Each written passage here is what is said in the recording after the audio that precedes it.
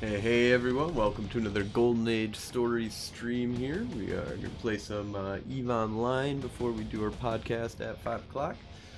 And tonight we will be doing a podcast on the Federation Frontline Report. It is our weekly podcast. We've had a little chaotic time here, but we'll give a little monthly update as to what happened in July. And you know what? I do need to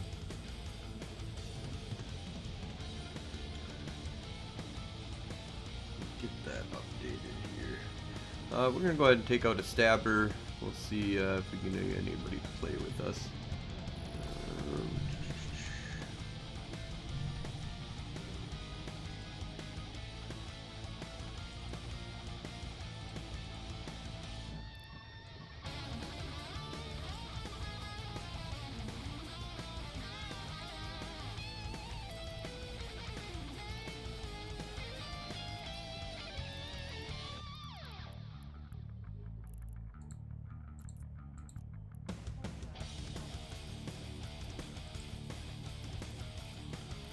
Little misclick there.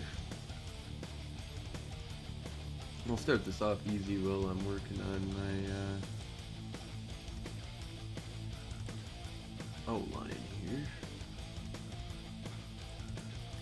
Copy that.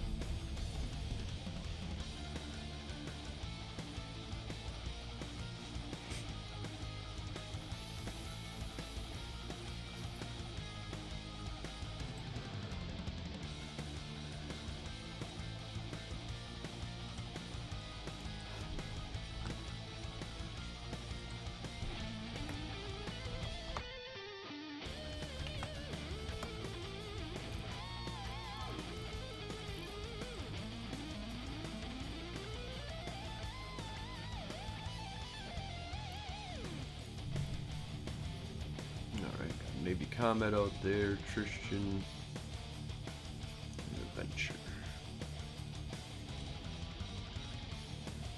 Hey Steve, how's it going, man? Thanks for the subscription, 8 months in a row. Holy shit, dude, thank you so much. We were just fucking around, getting ready for the Federation Frontline Report here.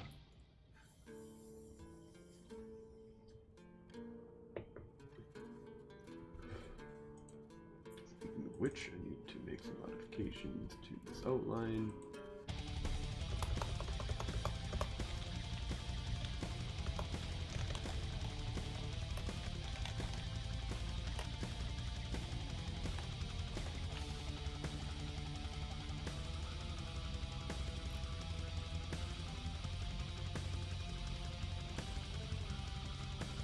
All right, well, that's done.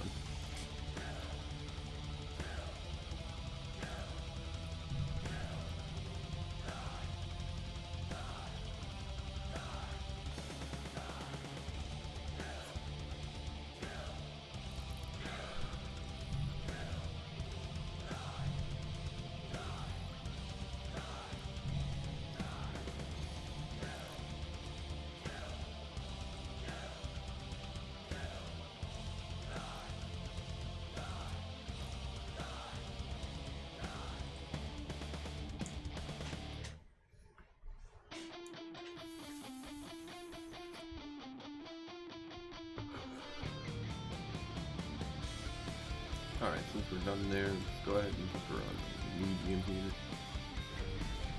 Ooh, wait a minute.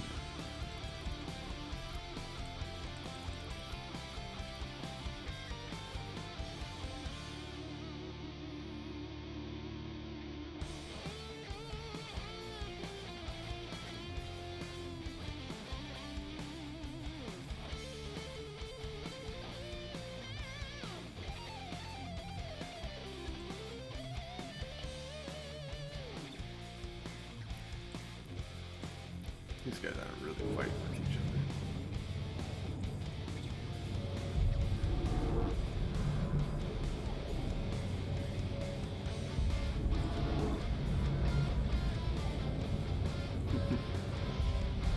Interesting.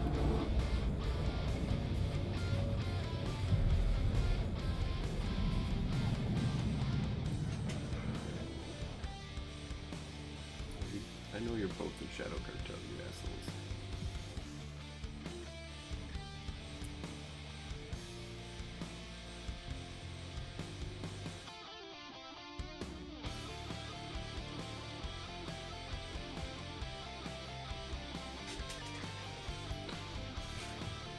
Played around in the stabber anymore since the last encounter we had.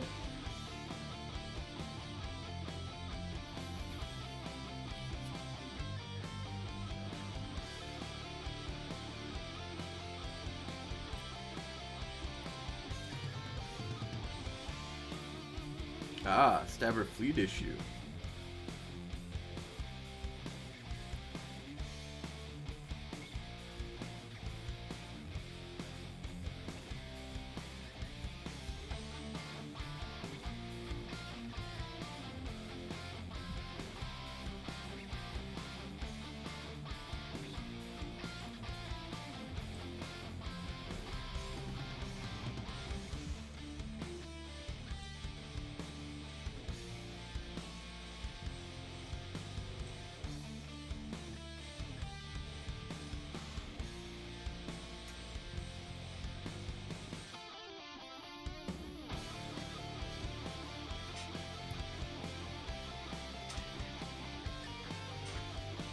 Looks like this guy wants to play it. No.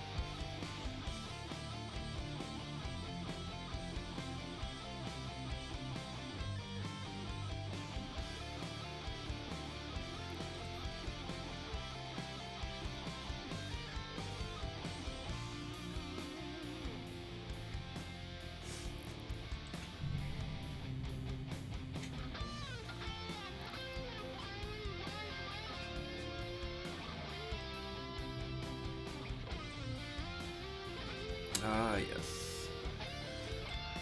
Let's chill out here. See what comes to my little spider web. See what can bait me into a fight. See if I can kill bait or they can kill me.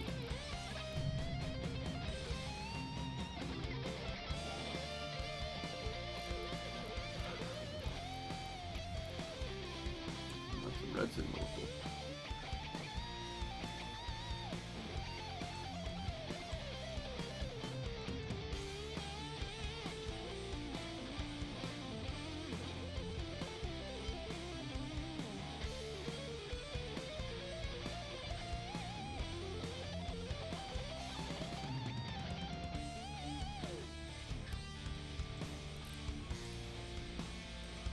No, let's go fuck around, you might steer.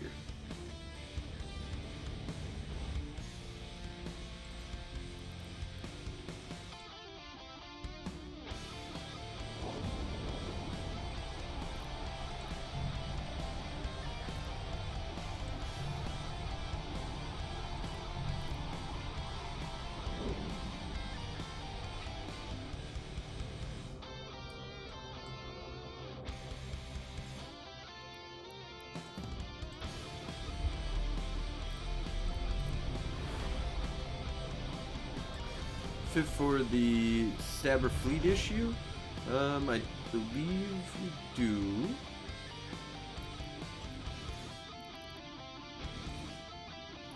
Let's find out here. I think there's one in the corp fittings.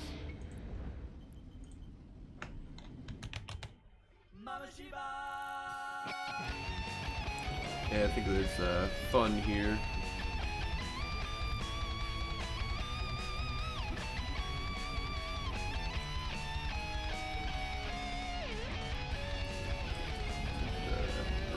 Yeah, you get decent enough fall off in order to play inside of disruptor range. Yeah, shit ton of hit points. So yeah, it's in corp fittings, stabber fleet issue fun.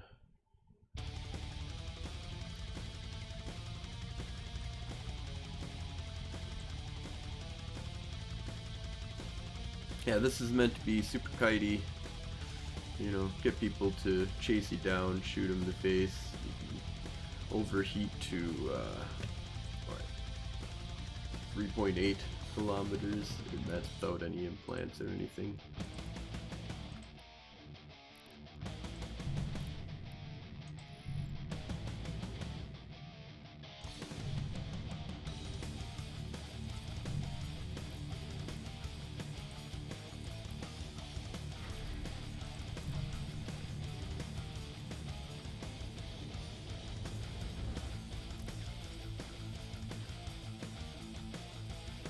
Federal Stellar Observatory.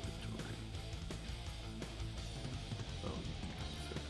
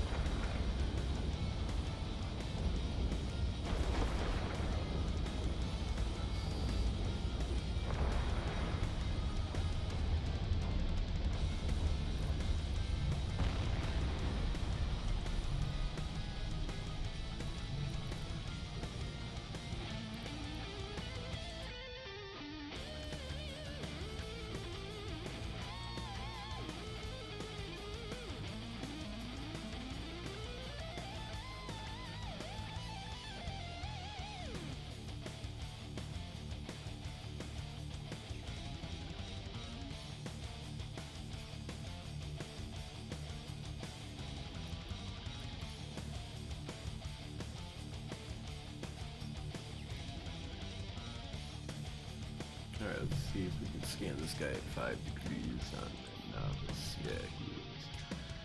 Do I have anything in Old Man Star? Deal with that.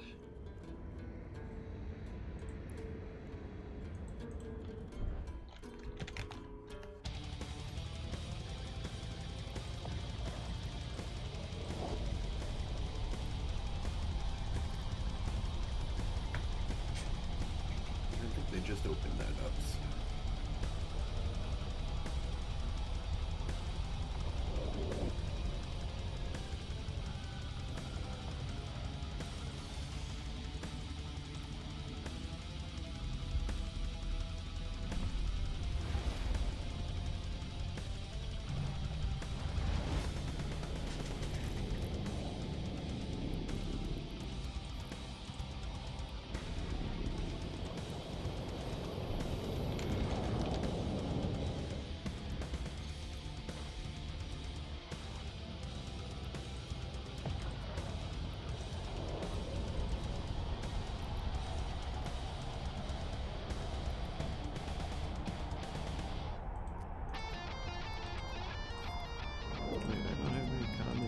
Left in, oh, I must have got them all blown up on Friday.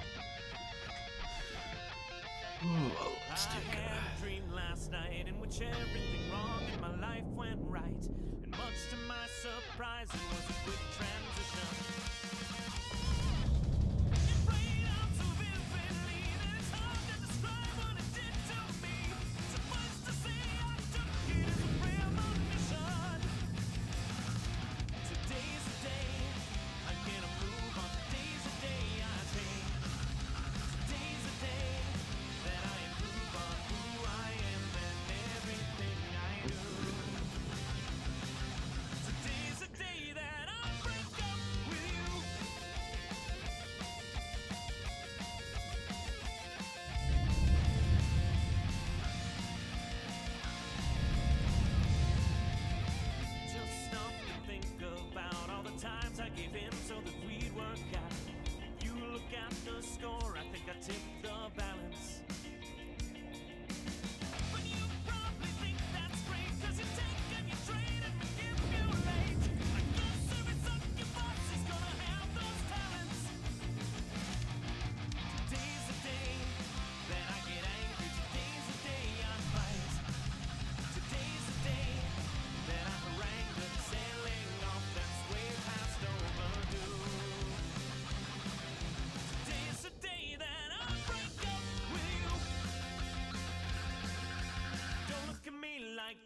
got your cute pouting lips and your big sad eyes. Pretty but you're pretty much a bitch.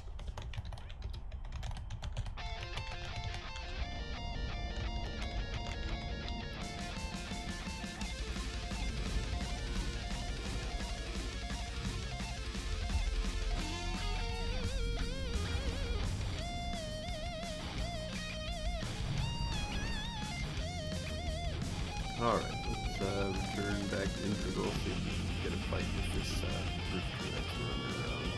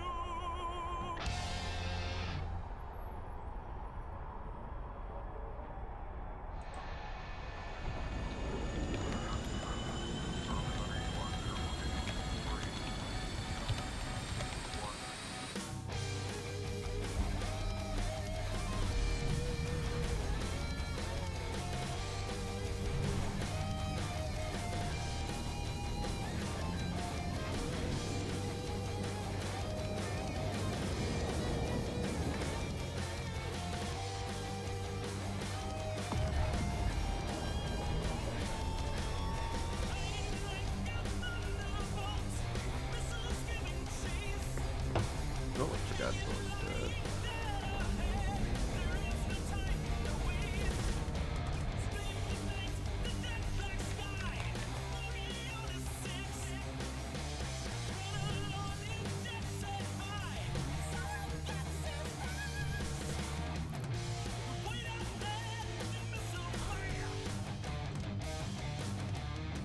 Alright, let's see if we can do this.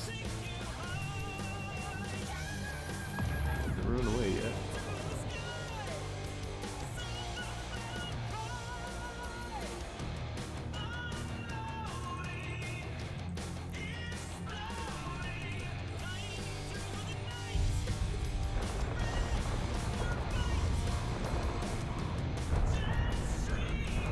Ooh, wow, that's a lot of damage.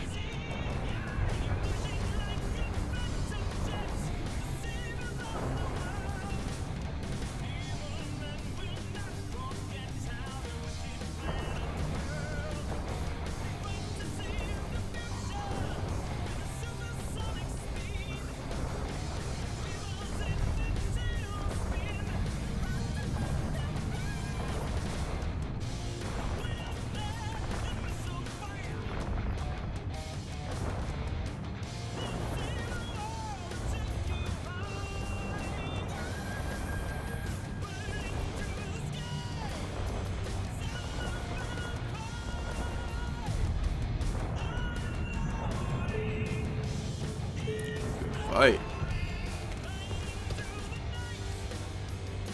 Whew.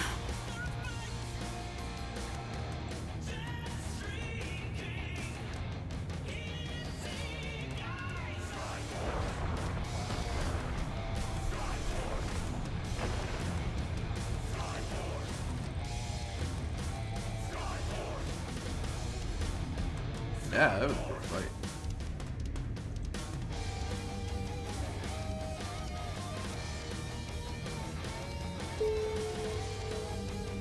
Alright. Set up on the board.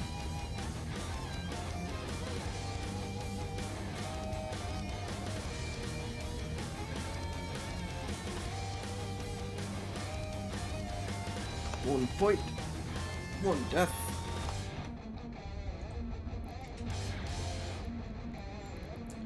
Alright.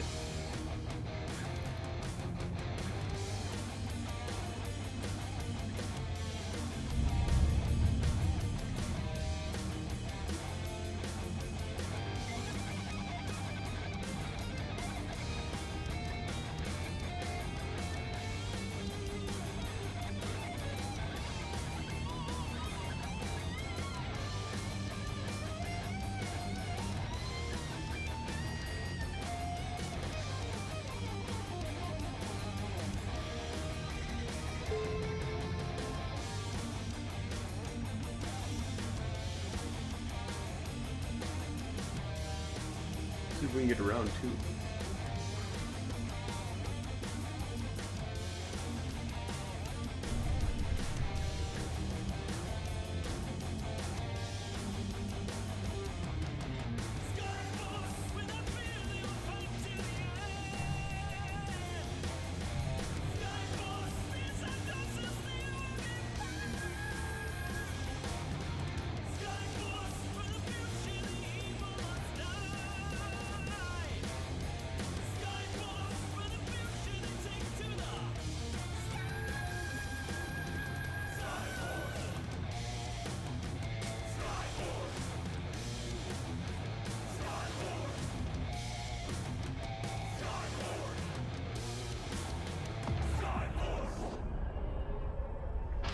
Alright, wow. Got power pumping there.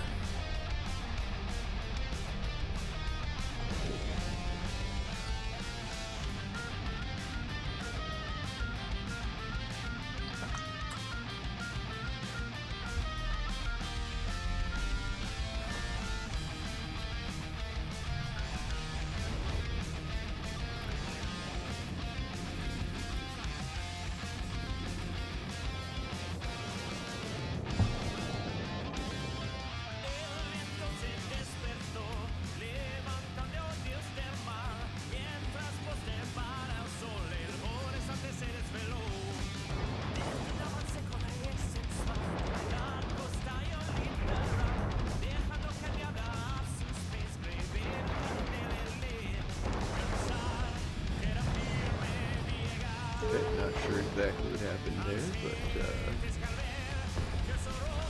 I'll take the kill. Broken bot.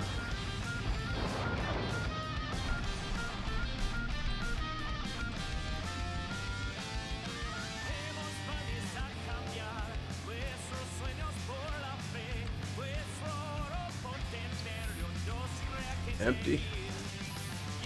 Oh, nice. That's new looking empty. Saw that.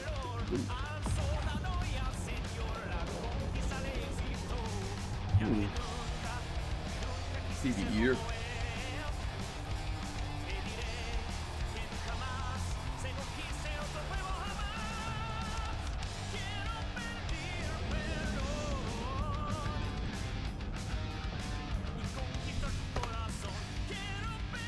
Two fights, one kill, one death.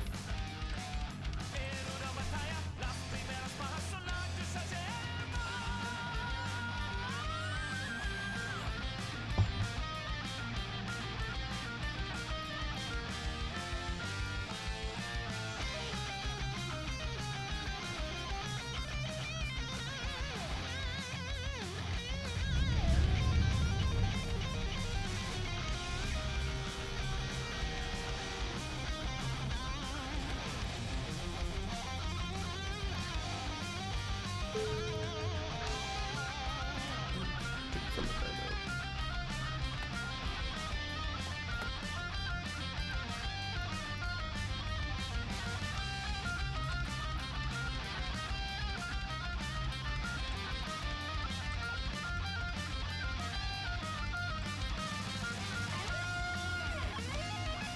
All right.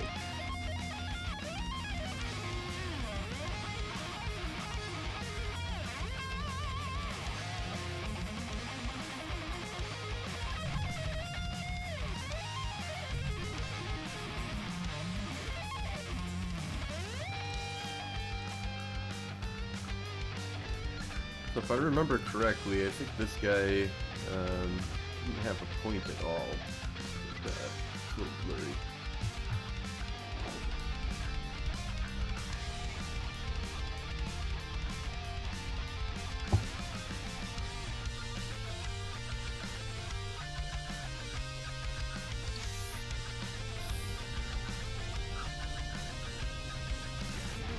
Talking to you.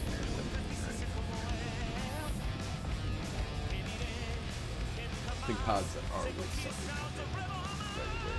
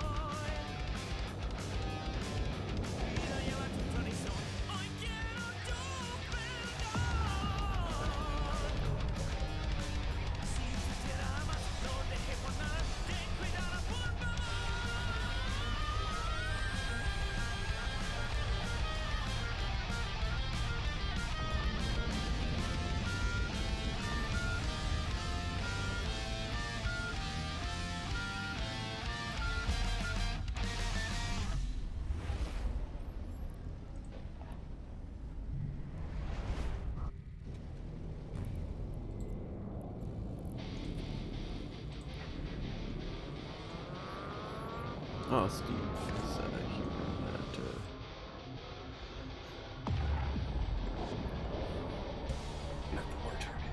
Did you try killing him?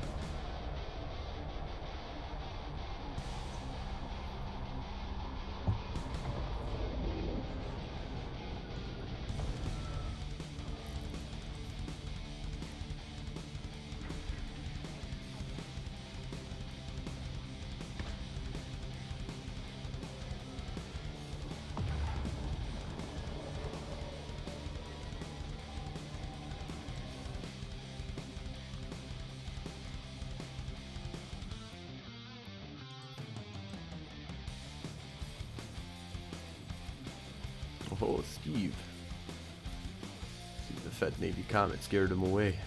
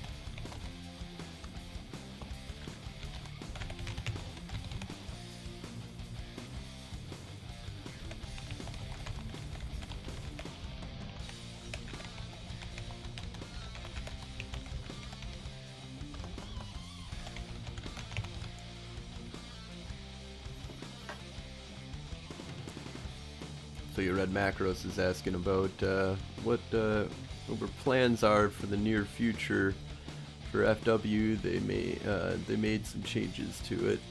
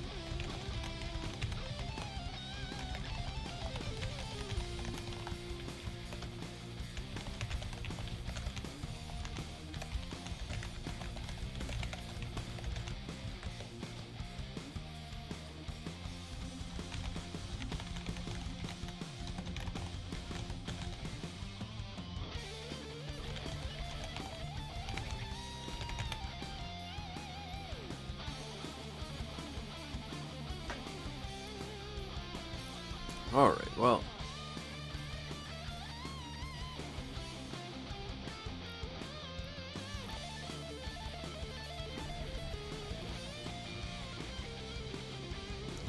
Let's go fuck around in Natron and see if we can find anybody that'll want to fight us.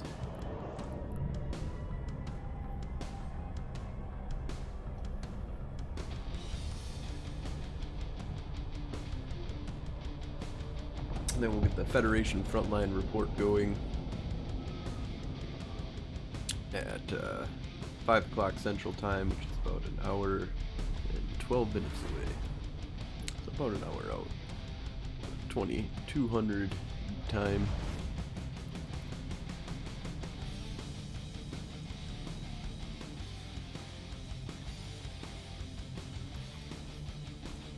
And for the Federation Frontline Report, we'll go over the Q&A, we'll go over the released patch notes that they're, well, the, not patch notes, I wish patch notes, just the dev blog relating to faction warfare. And we'll go over the monthly stats of each empire.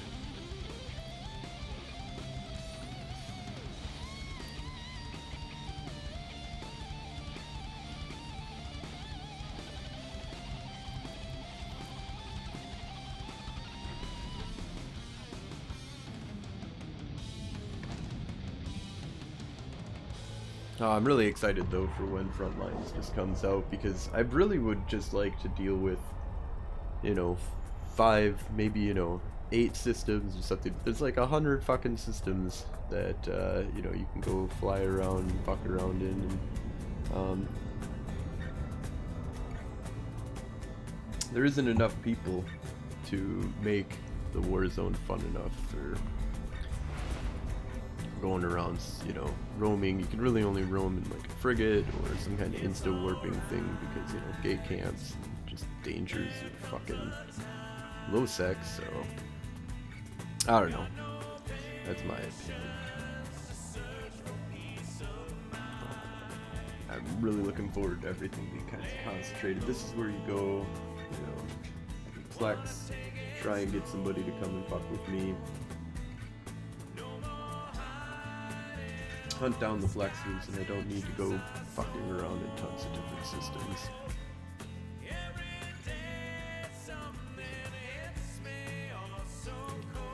Oh, this is high sec. I should probably go somewhere.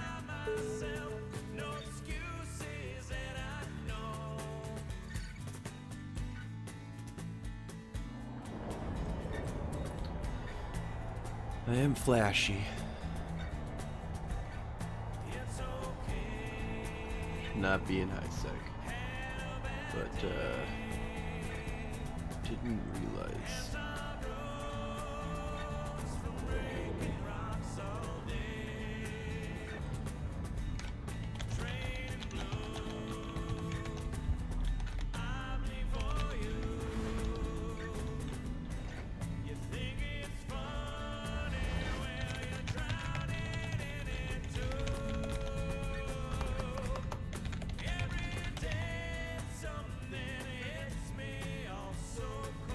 I'm also looking forward to blowing up fucking structures, like little fucking structures that are just all over the place.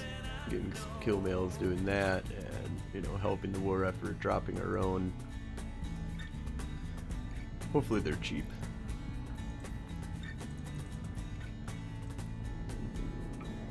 Oh no, I don't want to fucking do that.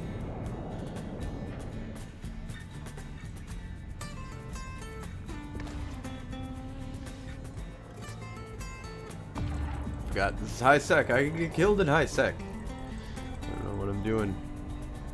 Let's go back to the main star.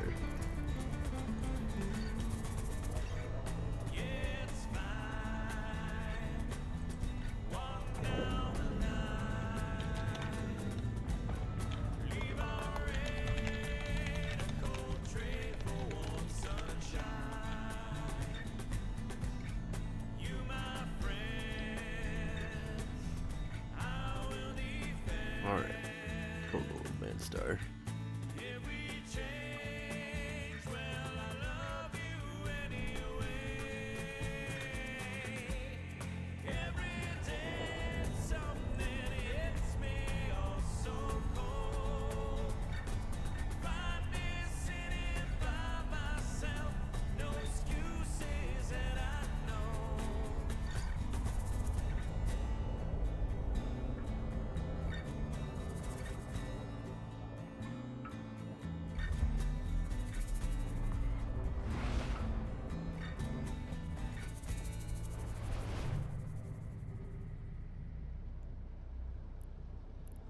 Alright, let's see if anybody wants to fuck with the Natron.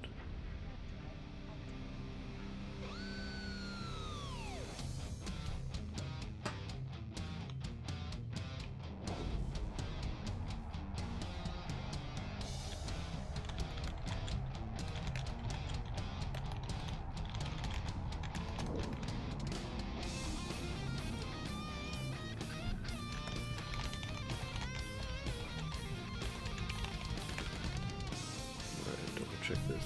Ooh, we got a Fed Navy Comet in there. What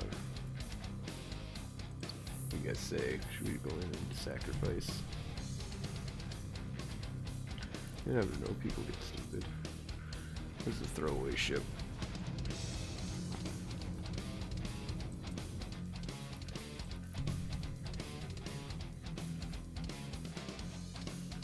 What the fuck? Oh, it's Steve.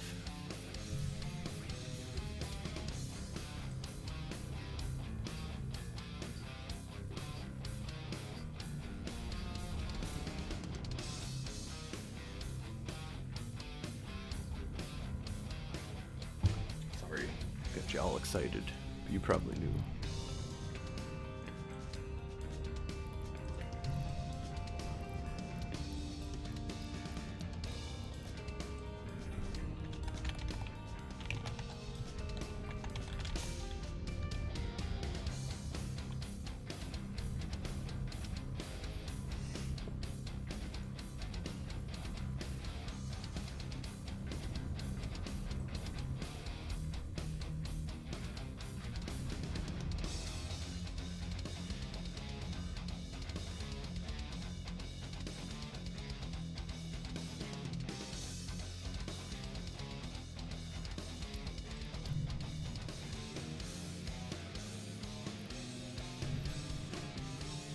Alright. Go over to Hades real quick.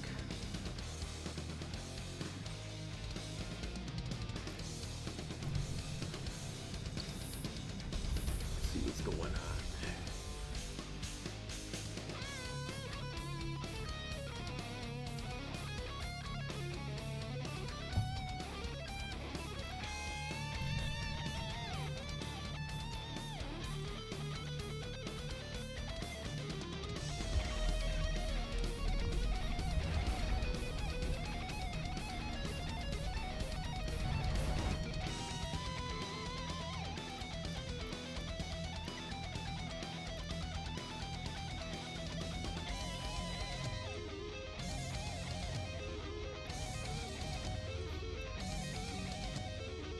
Go take a poke into Integral.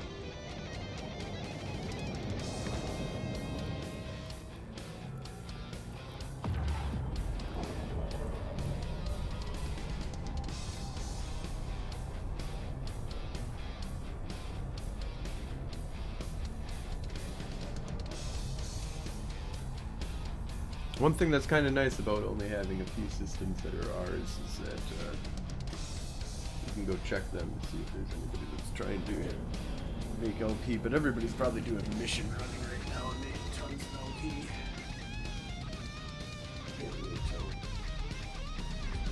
Tier system. That's going to be huge.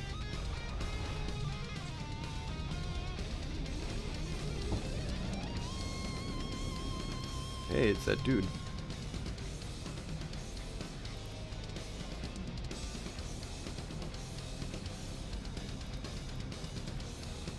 See, he'll probably kill me, but I'll play.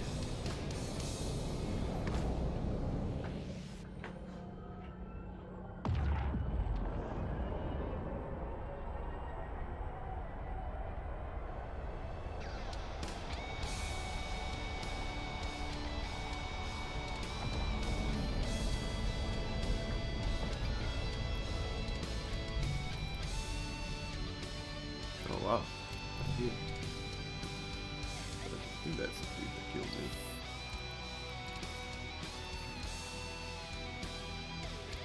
Yeah, yeah. So I bet you he's dual webbed. No. I thought that these were something different.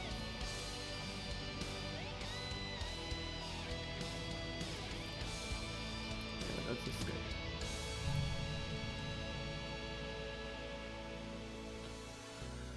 A broken crown, lost beneath the ruins of the sands. I hear them calling out my name, hero of the land.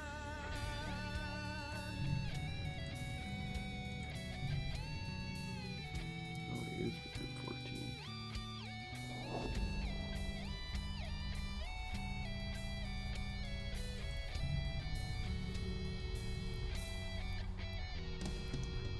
Should have checked ahead of time. Bet you he's at small.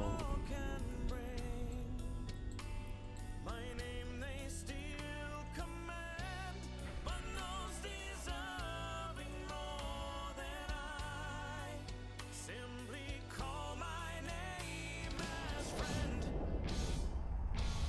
All this broken world we will defend. Stand up from the sand. No absolution with weapon in hand. Seal away for 1,000 years. The Magi knew that the power to fear is our own. Sealed in stone, awaiting the hero to conquer the throne. Feel the power now returning from the towns and cities burning. Make a stand against the empire. With some winds we bubble wildfire. Seal strong in magic armor. No force was thought could harm her. The spell of transcendence. Good fight. She joins the call to stand weapon in hand. Power of ages within our command.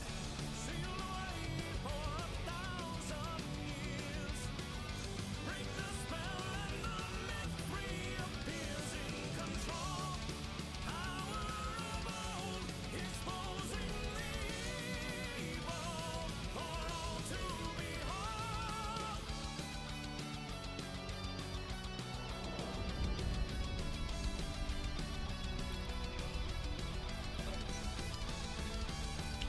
Alright, well, it's another fight. No losses, no kills.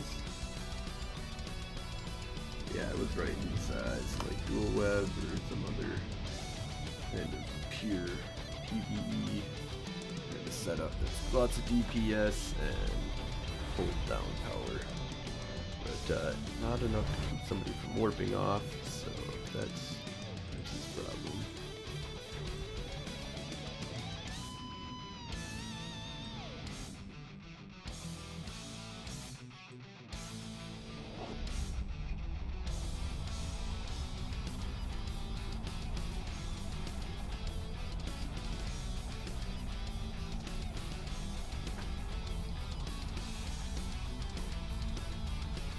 One hour out from the Federation frontline report.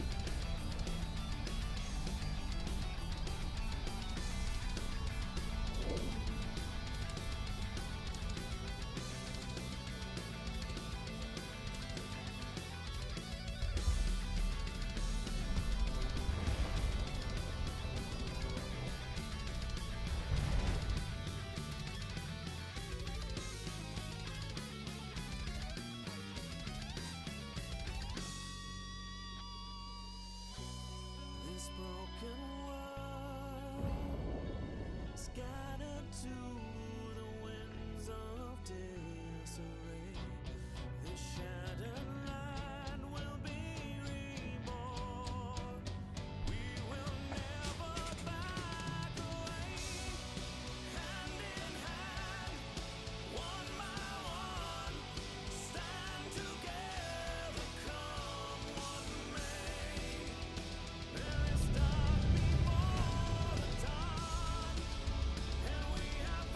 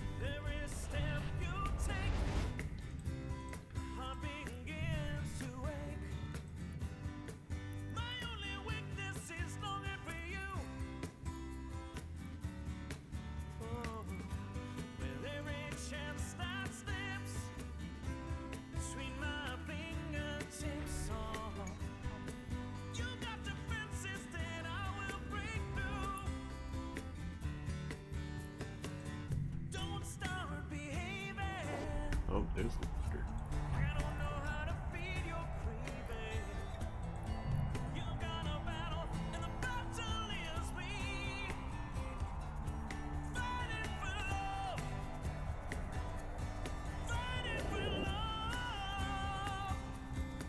And when the weight of the world's got you down, fighting for love, fighting for love. You're fighting for love. And when the fear is always around, you're fighting for love. Feel your racing heart, although we're miles apart. I will keep chasing you to the end. And almost see your face, feel your sweet embrace. Is it so hard for you to comprehend? Don't start behaving. I don't know how to feed your craving. You've got a battle, and the battle is me. Oh, we're fighting for love. You're fighting for love. On your love is what I depend. Fighting for love. Fighting for love. Fighting for love. And your honor is what I defend. Fighting for love.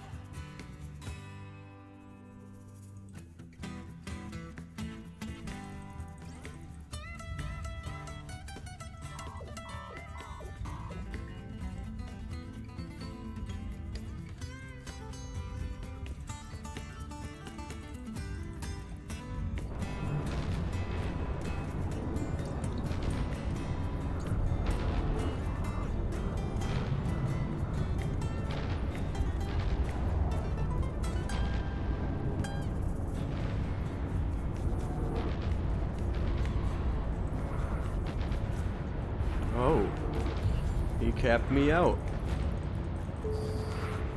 That was a good fight. Fighting for love. You're fighting for love. And I will follow the beat of your heart. Fighting for love. That's why I need a NOS on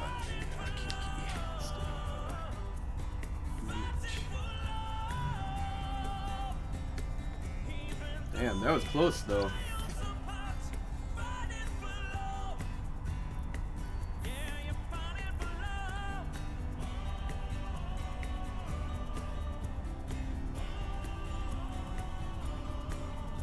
love. Alright. Set up on the kill board. Don't be afraid. Just take my hand. You are my girl, and I am your man.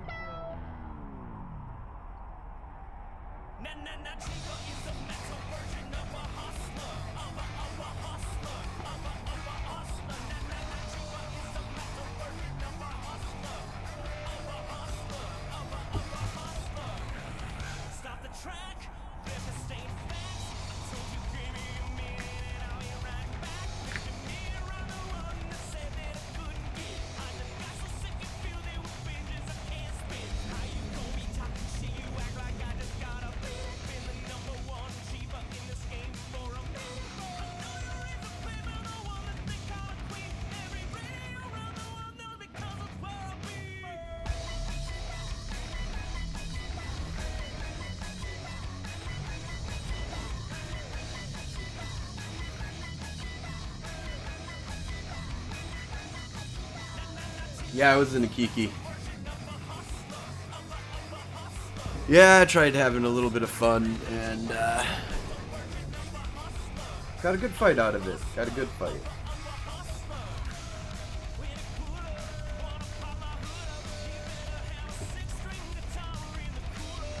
Ran out of cap, and that was the end of that.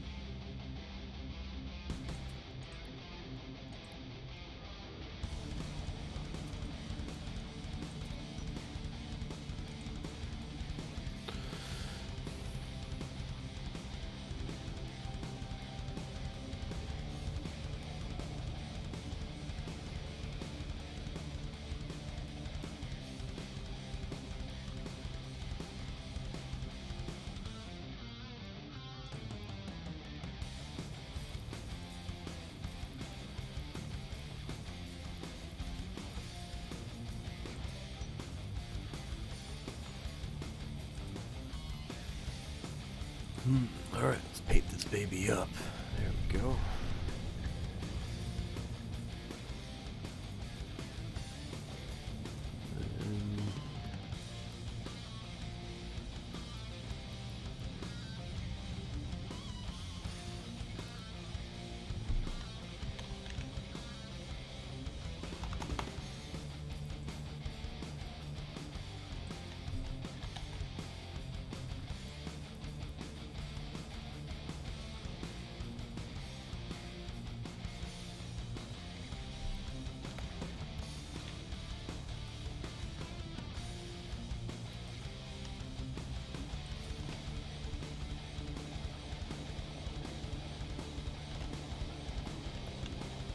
Alright, let's go and have a little bit of fun with this.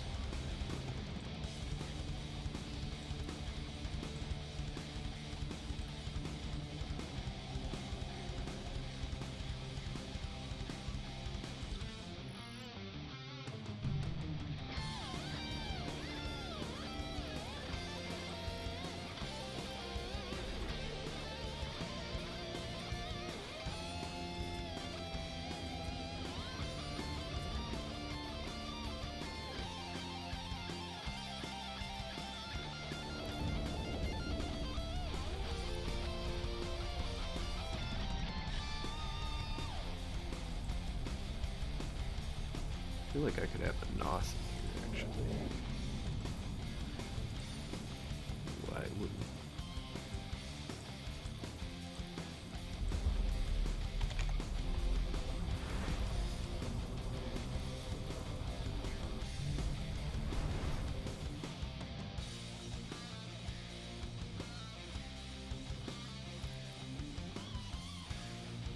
A little bit low.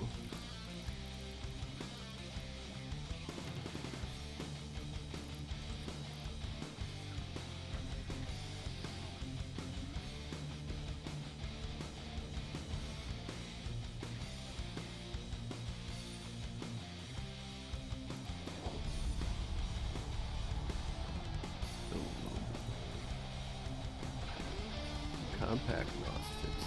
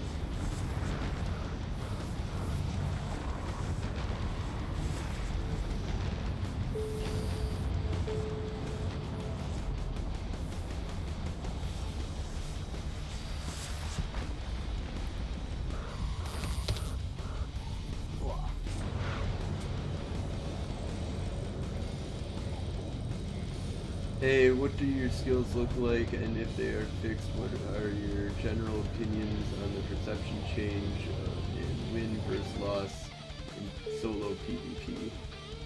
Percentage change. What are my general opinions on the percentage change in win versus loss in solo PvP? Well, so my skills are, I've been playing for 15 years, so I'm horrible at this game, but so I have pretty much max skills,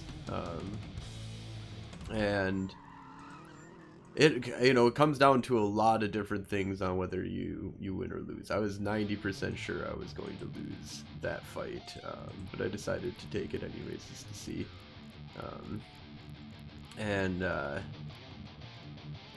there is a lot that goes into like what you're fighting with. Are you setting yourselves up to win, or are you just like running headlong into fights, kind of like what I'm doing? But yeah, I've been playing for 15 years. I've got 245 million skill points in things. I don't use implants or like faction items or anything usually. I mean, there's always, sometimes I'll go out and have a little bit of fun with something different, but for the majority of the time, yeah, I'm just out having fun with cheap ass little ships. Tech 2 fit, but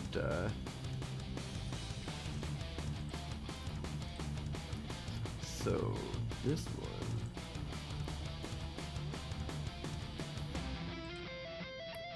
I feel like I should put the NOS in. I don't really need it.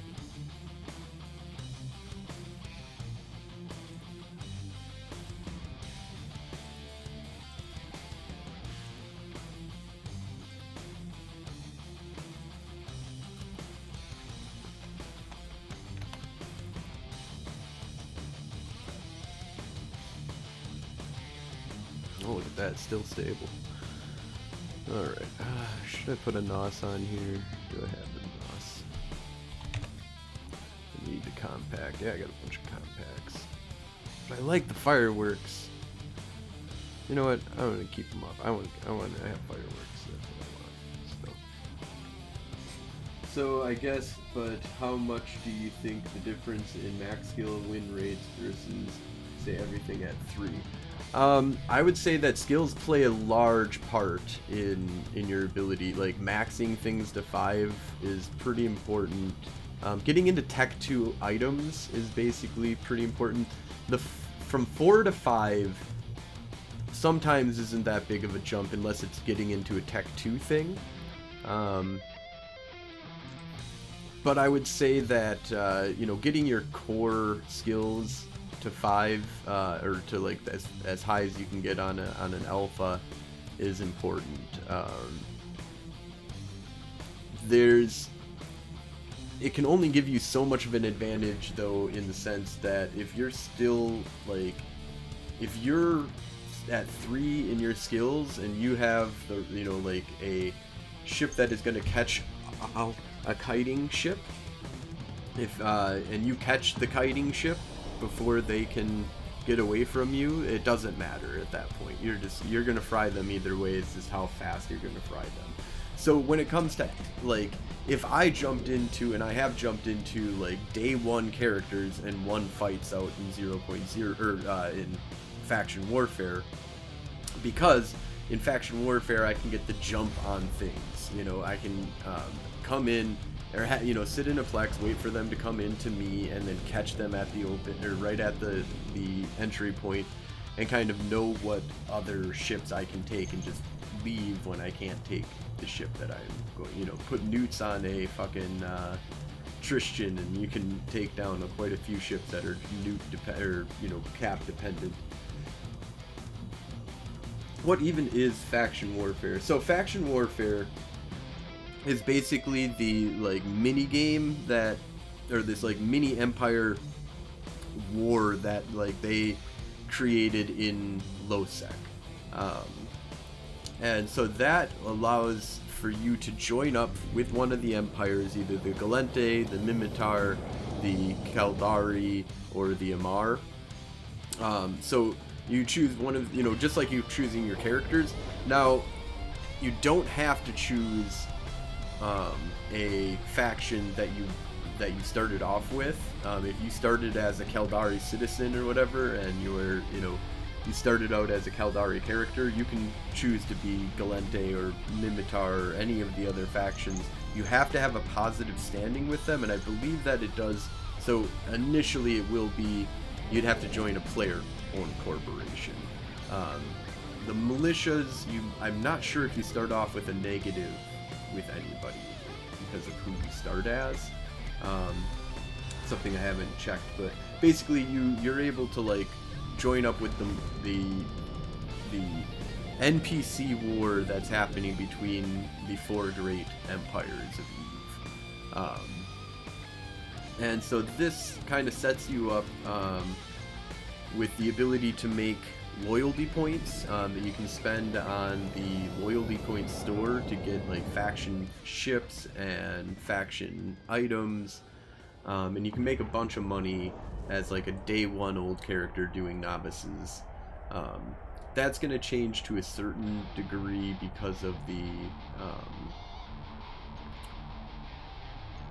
like major money making. We'll see how big of a boost or nerf that they give to, like, going behind enemy lines as, like, a T1 character, and just doing novices and stuff like that. But, you know, you can make, you know, at tier 1 right now, you're still making 5,000 LP per novice, and it takes about 10 minutes to do a novice, and that, you know, that's about 5 million ISK per 10 minutes. So, you know, starting off at the very beginning of the game, you can start making, you know, having the least tier at this time, which if you join the Caldari right now, that's like 1,700 or 17,000, I think, that they make, like 17 million that they make That's better than high-sec mining. Yeah, it's better than what you can make in almost, you know, like, there might, I've heard, like, this, like, what I think of as a myth of, like, you can just come in as a day one old character and just start scanning and find sites to do, you know, hacking sites day one, and you can start making, like, 30 million or even 20 million or something like that an hour, and you'll be, you know, it's like, and somewhere like you can make like 100 million. Faction warfare is the only thing that I can think of that you can immediately jump into without really knowing much about anything, and basically just being like, okay, I just jumped into this game, I got through the tutorial, and now I want to make some money. And you can just come to faction warfare, and you can actually, you know, do a site, a novice site, and make 5 million ISK basically. Now there is like knowledge behind that is a lot harder, like the idea of like what to do with your LP in order to convert it into ISK. That does create like a barrier of entry, but with the new air system, I feel like you get a bunch of ISK that'll allow you to fit your faction ships with the shitty items that you get, and you'll get all these like free ships basically. There is a little bit of, you know, fucking around with that, but can't just jump into them without at least some money and some skills once you get even into T2.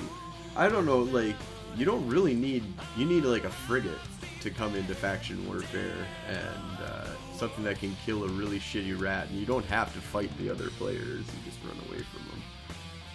It does take knowledge of like the D-scan and stuff like that, but I feel like there should be a tutorial into faction warfare. Like once you join faction warfare, there should be a whole tutorial on how to spend your LP points, how to use D-scan, how to go to a site in faction warfare and run a novice plex, and what that means. That should all be built into the game. I'm not sure why it's not already, but it's not. Oh, couple messages. It's hard not to have a negative relation, though, right? You run a mission and you have above 0. Yeah, so if you do shoot like the other empires, it's pretty quick. It's really easy to get into faction warfare for the group that, like, day one, if you're you know, completely new to the game, you could technically run into faction warfare, but there's actually other, I would say day one is faction warfare isn't that great of a thing. Do the Sisters arc, you can get a bunch of standing and stuff like that, but yeah, it's gonna be the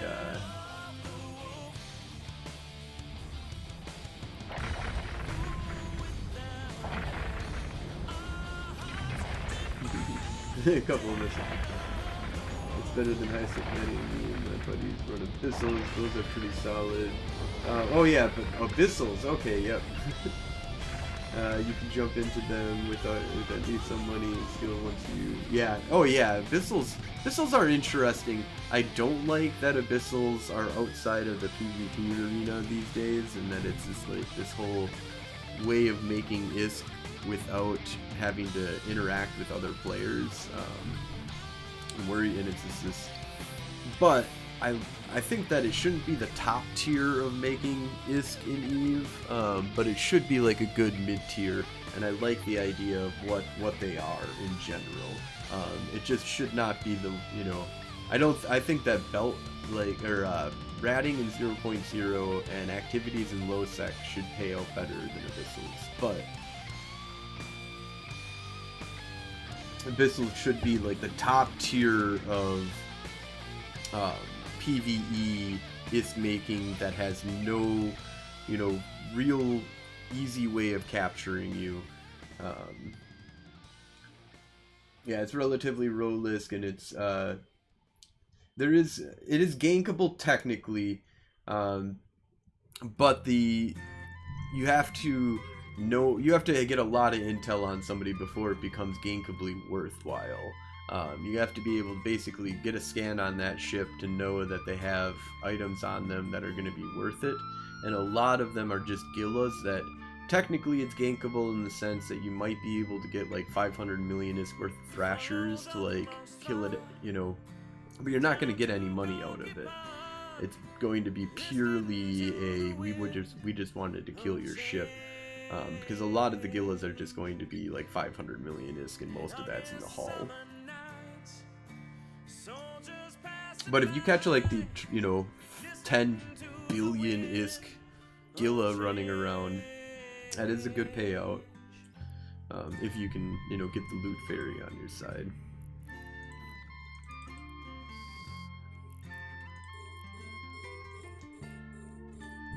I really need to not be shooting my hail,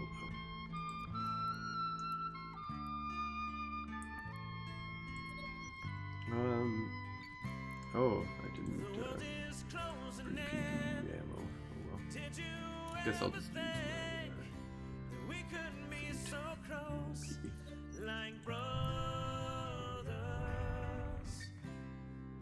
The future's in the air. I can feel it everywhere, blowing with the wind of change.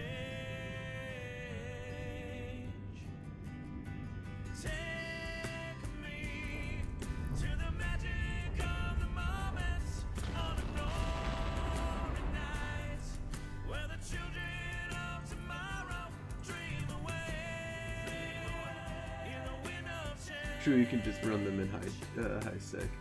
There are some blingies out there with big stuff. I don't have nearly the time or the skill or the cash flow to do that kind of stuff, though. Yeah, and the one thing I have heard is that, you know, abyssals are great unless you have a disconnect in the middle of them. So if you're like, it's better to not invest an insane amount of money into it to get the best tier of what you can make out of them, but you can make some relatively safe is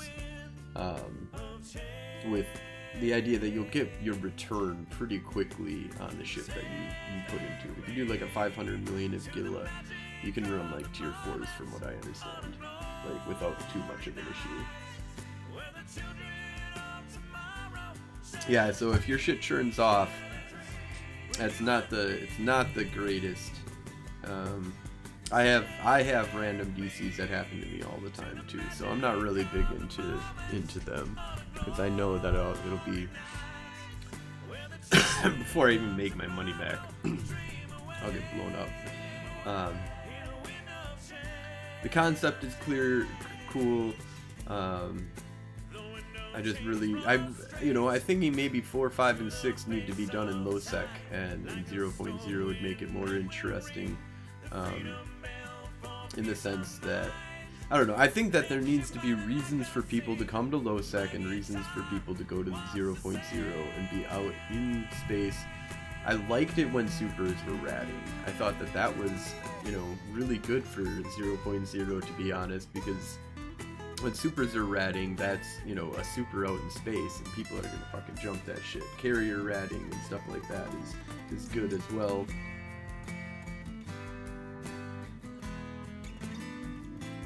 Oh yeah, so there are the events that they do too that are the arena kind of stuff that happens. And once again, the arena is this interesting, like it pulls you out of EVE Online's sandbox and puts you in arena, but I'm kind of okay with that because people are still losing their shit when they die there and stuff like that. It's interesting. I suck at it. There's a whole thing about meta, what you specifically need to fly, still having, I think, implants and stuff like that. I mean, they've had a really hard run of keeping people even in, they'll be like, it's a T1 thing, and nope, it's not T1, it's actually all T2 modules allowed.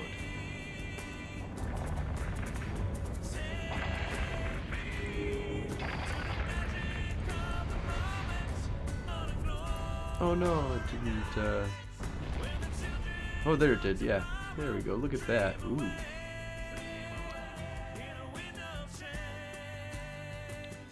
Pretty. Ooh. Nice. Oh wow.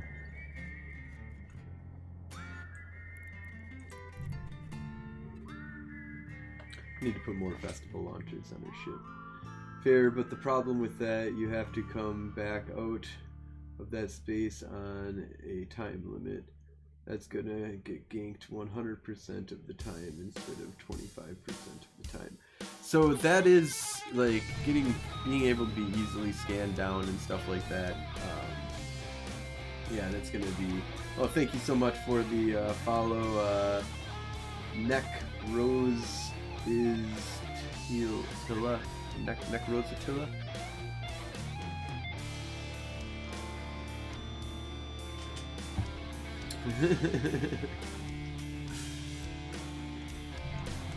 Say hi, Janeway. Hi, Janeway.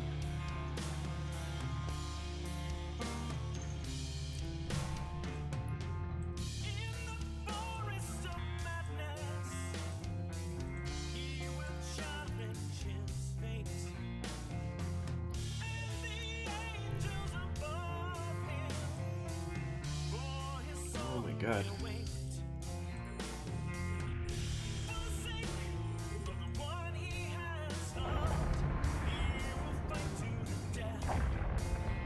No kidding.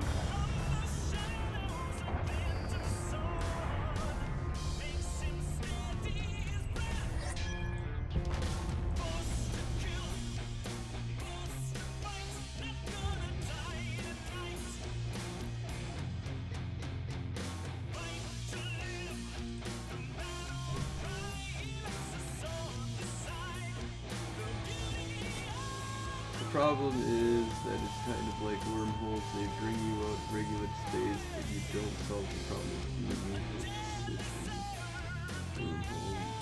Nothing wrong with gate camping, in my opinion, but there's things you can do about that.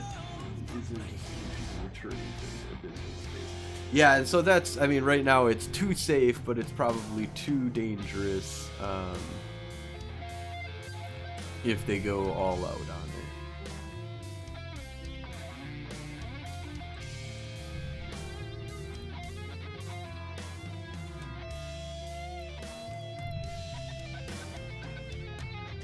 Feeling like this guy's gonna murder me. That's okay.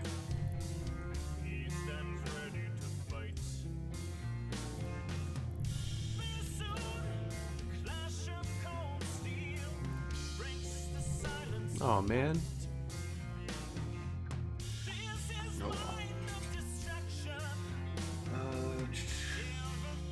That is another thing I kind of want to try wormhole space. Wormhole space is really cool.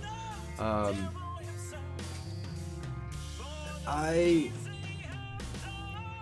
have dabbled only a little bit in. Oh shit! Didn't want to overheat that.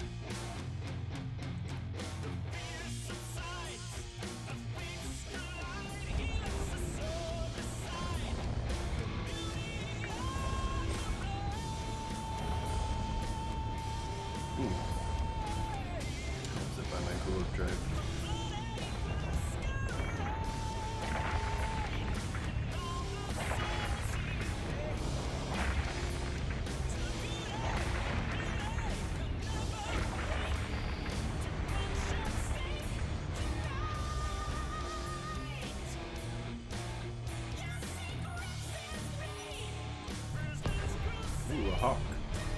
We're just gonna die to this hawk again.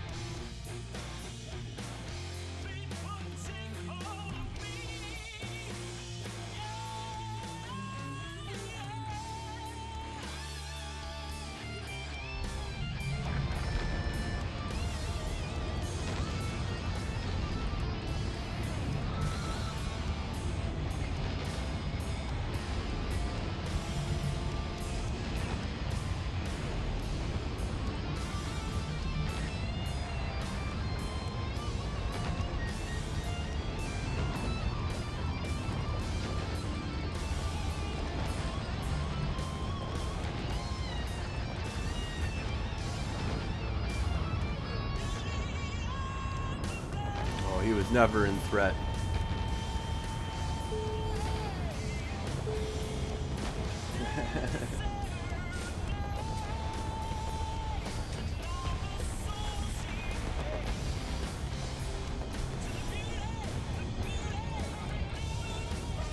Alright, we're going to get set up for the show here.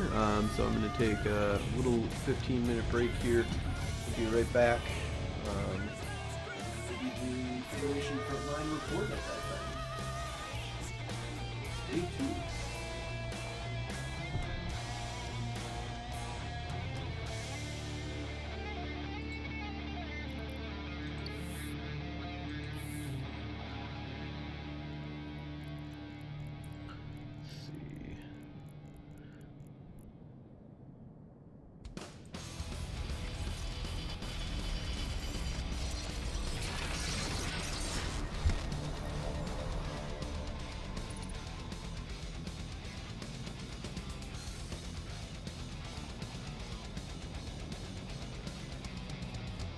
Where are my manners? We haven't been introduced. I seem to have compelled the dungeon guard to close loose. And what a splendid party. You're having so much fun. It seems a minute right on time. The ball has just begun. No need to make a racket, and please stay in your seats. I promise to be swift. You see my men.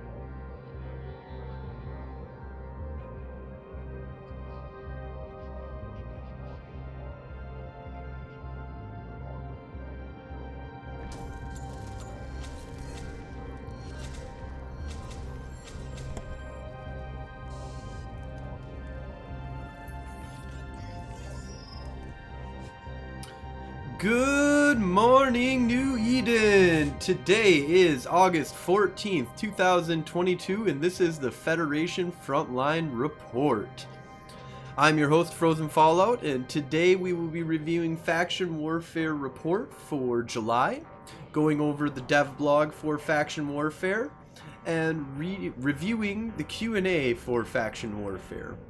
So let's go ahead and get started here with the Gallente Federation.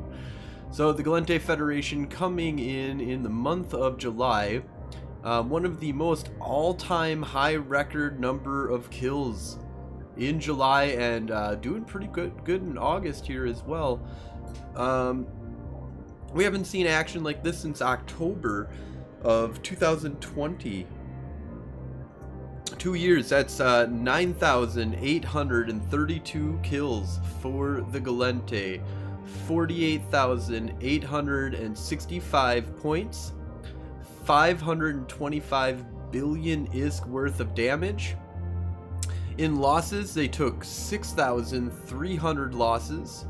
They lost 33,381 points and had a loss of 277 billion ISK, giving them an efficiency of 65.5%. So Gallente coming in strong, one of the strongest months that they've had in about 2 years, almost, a little bit less than 2 years. So let's take a look over at the Caldari here. Caldari for the month of July have 10,348 kills. They have 46,172 points that they earned for those kills, and they had 803 billion ISK worth of damage. So quite a bit more in billions of ISK worth of damage, a little bit more in killing, only about 1,000 kills, a little bit less than 1,000, a lot less, like 500 kills, give or take. Numbers, they're hard. And so they had 11,229 losses.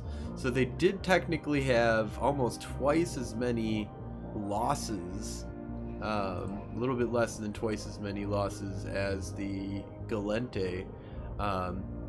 They lost 500 every time. 58,580 points, so they lost more points than they gained. They lost more ships than they killed. They only lost 314 billion ISK though, putting them at 71.9%. So that's actually better percentage than the Gallente. So Caldari losing a lot of ships, killing a lot of ships, and destroying an insane amount of ISK compared to the amount of ISK that they lost fighting out there in the Great War of Faction Warfare, as well as fighting the, pirates and any other fuckers that come our way. So let's move on though over to the Mimitar Militia. So Mimitar Militia coming in July at 7,813 kills, 49,104 points. They destroyed 745 billion ISK worth, and they had losses of 4,335. They lost 28,875 points. Man, I can never get the point stuff. It's bad.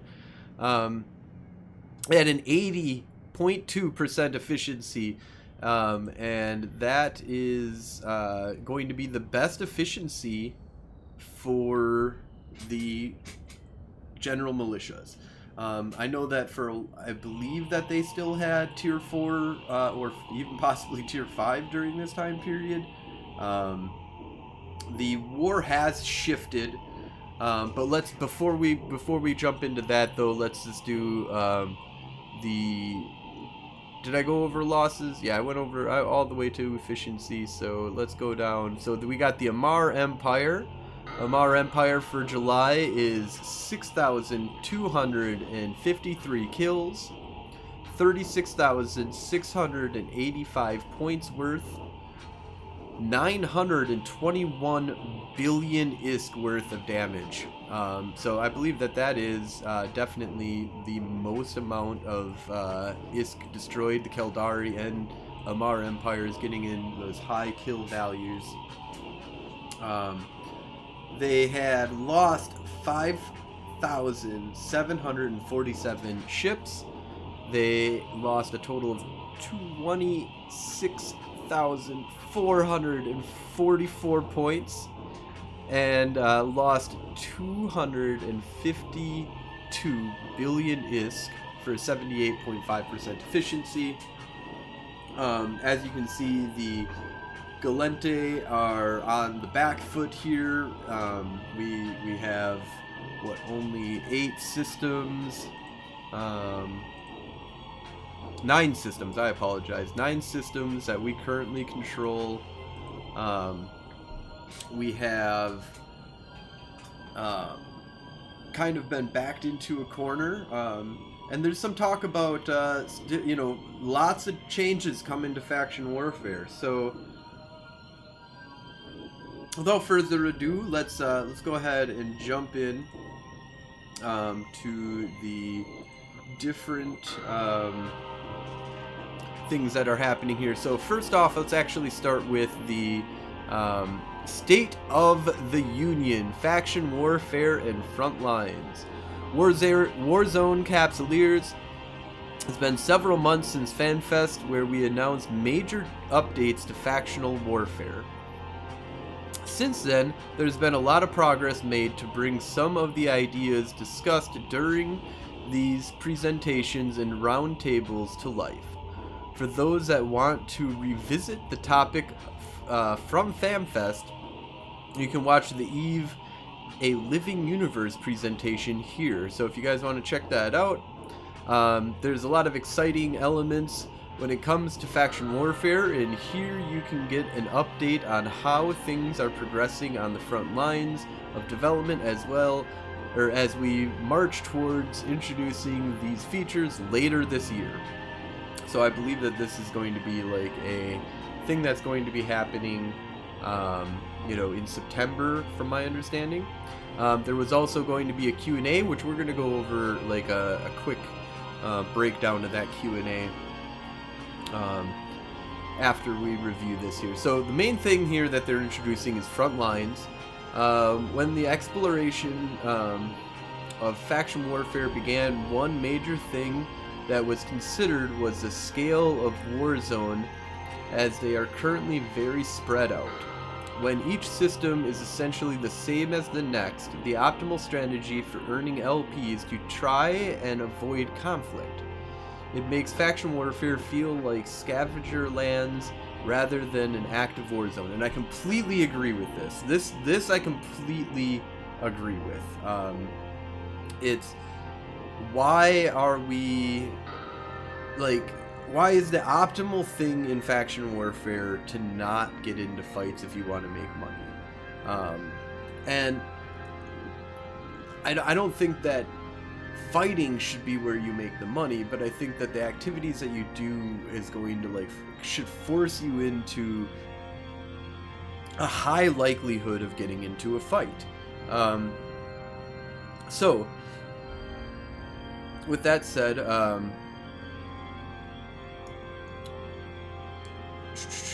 avoid conflict. It makes faction warfare feel more like scavenger lands. Okay. Additionally, for faction warfare newcomers or those not yet established militia groups, it is difficult to know which systems are important and which objectives you should go after. With this in mind, the new frontline system was designed. The frontline system aims to increase profit incentives when you take more risk. It also brings players closer together to increase the likelihood of direct combat. Frontlines also help with giving a war zone a shape. As systems change hands, players can very clearly see the progress of their faction as it moves across the war zone. So you can kind of see here, like, you know, they own these systems, we own these systems. You know, you have these frontline systems, then you have these command operation centers, and then you have like rear guard systems. So it should be harder to take like rear guard systems. I'm not sure what's up with this like command operations kind of thing, but there's like these frontline systems, and you're supposed to be able to drop like these buoys and stuff. Let's take a look further and see what they have to say here. There are a few different system types that will be part of the new map. Frontline adjacent systems to enemy controlled systems. These have the highest reward, unique sites, and fastest potential turnover speed. Command operations. Adjacent to the frontline systems, but not an enemy controlled system. Command operation systems are where factions rally its troops to contest the front lines. They have moderate rewards, which are similar to today's standard system payouts. So, this is kind of what I'm getting here. Let's go, just jump one down and get through this. But I have a lot to say here. Maybe I have some stuff to say here. So then they have the rear guard, neither adjacent to an enemy controlled system or a front line. These systems have comparatively few site spawn and lack LP rewards, but can be slowly pushed over for a faction that wishes to open up a new front line in the war zone. So, this system also provides new opportunities and objectives which challenge factions to push the front line and capture key systems. The details about these new objectives are being kept under wraps for now, but the possibilities are exciting, and we look forward to you discovering more as the ongoing story emerges in New Eden. Okay, so before we get into the complex rework, let's kind of go over this thing here. So it sounds like you're gonna get. So from my understanding is they're getting rid of the tier system, right? So tiers out. Fuck tiers. Tiers suck. They were really stupid. The winning side shouldn't have like a massive advantage and in LP rewards, especially with now. They haven't talked about missions at all, but I hope they just get fucking rid of missions or remake it so that it's like a group activity type thing that you have to do or something. Anyways, the reason why I bring up tiers being gone is it sounds like there's 3 different tiers of LP that you can make in faction warfare. The top tier LP making done on the front lines, which hopefully will be like a ×2 or a ×4 or something like that of what we make if you're at tier 2 right now. So it's, you know, maybe be a 150% increase or something like that. That would be kind of cool, like 200% increase or 100% increase, and you're running plexes on both sides. You know, doesn't matter if you're running a faction or a faction warfare site on a frontline system. You should be making decent LP, and it should be dangerous as fuck because there's only so many of these frontline systems. People are going to be hunting and looking for you. And there's going to be some changes to complexes and stuff like that to make it more rewarding for doing a high-level site with people. It sounds like it's going to encourage 5-man kind of groups, but we'll get into that. So there's the command operations, and it sounds like these are where you're going to have even more special things that'll be for your, I wonder if they're going to have diamond rats and stuff like that that'll help them out. But to run a site and afford a command operation system is not actually going to give you as much as being on the front line. You'll get about what we get today, which is a standard payout, which is like 10 million for a site. And hopefully they get rid of this. Like, every site needs to have an enemy NPC in it that you have to kill. No more having of this, but they haven't talked about that. And then rear guard, it sounds like it says these systems will have comparatively few sites and lack, here we go, right here, lack LP rewards. That's huge. That's huge. So it sounds like you won't get anything if you're in the rear guard systems. So let's take a look here at the complex rework. Faction warfare complex sites play a massive role in faction warfare life. They're in-space conflict drivers where players fight for system control, earn LP, and interact with each other. An update to the existing complexes is underway, adding more variety of sites with the goal of ensuring players can easily understand what type of site they are warping to by updating the naming convention, which I don't know. I think that there's a different, they're changing a lot of what can go into it. Therefore, they need to change the naming mechanic. But anyways, they're going to have rank and size, indicates the size of the ship that is allowed. Same as today's naming convention.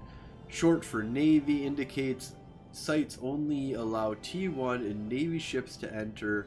No pirate factions, no T2 or Tier 3.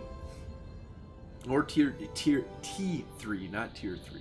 Tier 3 is allowed if you've got a tier, which there isn't. The tier side happened a long time ago, so you guys don't even know what the fuck I'm talking about with tiers. Anyways, advanced.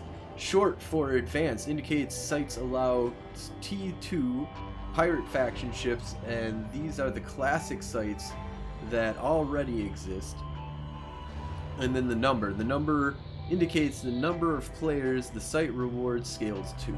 So one of the things that they're doing is that they're going to be changing it up so that you basically have sites that allow for just the Navy ships inside of it, so you can do like a Navy Comet or a Fleet Firetail, Fleet Republic Firetail. But they're also making it so that you can have like 5 people in your fleet, and all 5 of the people, even if you're not in a fleet, you sitting in these things and you've got other just people who are hanging out with you, you all get the same reward up to a certain amount of people. So Astaroth, hey, how's it going, man? So we're kind of going over the dev blog right now, and we kind of went over just how the militias are different factions they're doing. So I like that they're going to be having 5 people or more. I don't know, they could put 20 or 30 or 40 or 50, like make these for the open sites or whatever, but it sounds like 5 is going to be like a standard thing. And that's kind of cool because it makes it so that there's like a thing in faction warfare that's like the LP thief. You can't kill the other person that's in the plex with you without taking a hit. So you kind of just have to deal with the fact that they're in the plex with you. AWACSing is another concern of mine that I haven't seen anybody kind of talk about yet. That's going to be a whole other thing.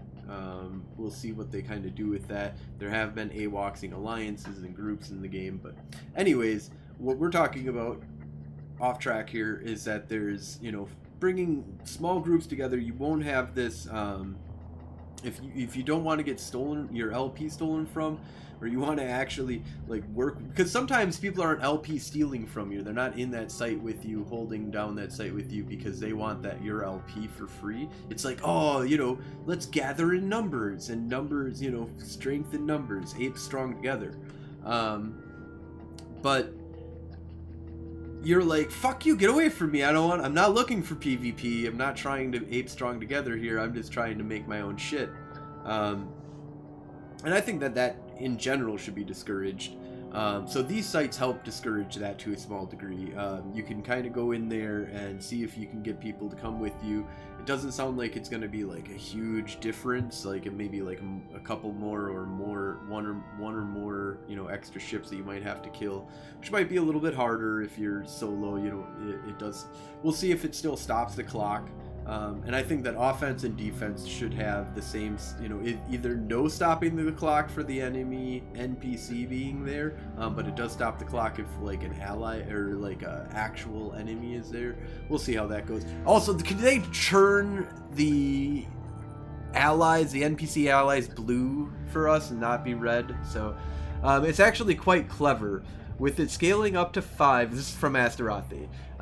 It's actually quite clever. With it scaling up to 5, it makes it so that if you are soloing, you actually leaving potential LP on the field. Completely, yes, absolutely. You should have 5 people in your 5-man thing, right? Because it doesn't matter technically to you individually if 4 more people show up in your shit, you know, and if you get 4 more people, that's perfectly fine. I wonder what they're going to be doing though. So what happens if 10 people are in that plex? Does it like scale down? Does it actually start cutting that bit and everybody does get a piece, which is probably what it does, right? That's what I would think. But anyways, what were you saying here? You want to work with other friendlies and to run it. However, you can just overload them with alts and farm. That's true. So that's one of the things that I really hope that, at least if you're going to be overloading them with alts and farming it, I'm fine with that as long as you can't do it in empty fucking ships. And just give the full payout for both frontline systems, offense, defense. Offense and defense should basically be the same thing if you ask me. And then that solves a lot of the problems of just empty fucking nothings in an open. Especially if the open is going to be worth more. We'll see what they do. They haven't specifically talked about offense and defense. But let's go ahead and jump down here. So basically what they do in the past is max you get when you get 5 and that number is divided between the number that is, yeah, that makes sense. So if you got 10 people in there, then it divides, you know, based upon the concept of what it should be at, yeah. Oh, and your cane in my thing here. So like 3k per person up to 3 for a total of 12k per emergent conduit. If you bring more than 3, then 12 is divided entirely between the members. Interesting. Okay, yeah. So that sounds right. Supporting new gameplay, the advantage system. Currently, the system takes more than just combat prowess. When the Empire goes to war, there are many factors at play which. And I'm so bad at reading, so I apologize to anybody just like being like, this guy fucking sucks. I'm sorry. So currently, faction warfare systems do not take into account factions have materials that may be needed, battlefields to be salvaged, resupply routes to be considered, and propaganda that needs to be spread. A new system is being developed to address this, which we're currently calling the advantage system. Name subject to change. The main goal behind the advantage system is to allow players to support faction engaged in FW, giving them a leg up through meeting specific objectives in the system. These objectives, which help support a faction, will grant them advantage points in each solar system. This isn't the single bar which each faction must max out for efficiency. Instead, the advantage bonus comes from a net difference between the 2 factions in each solar system as demonstrated in this chart. So, oh, thank you so much for Prime subscribe, man. Thank you.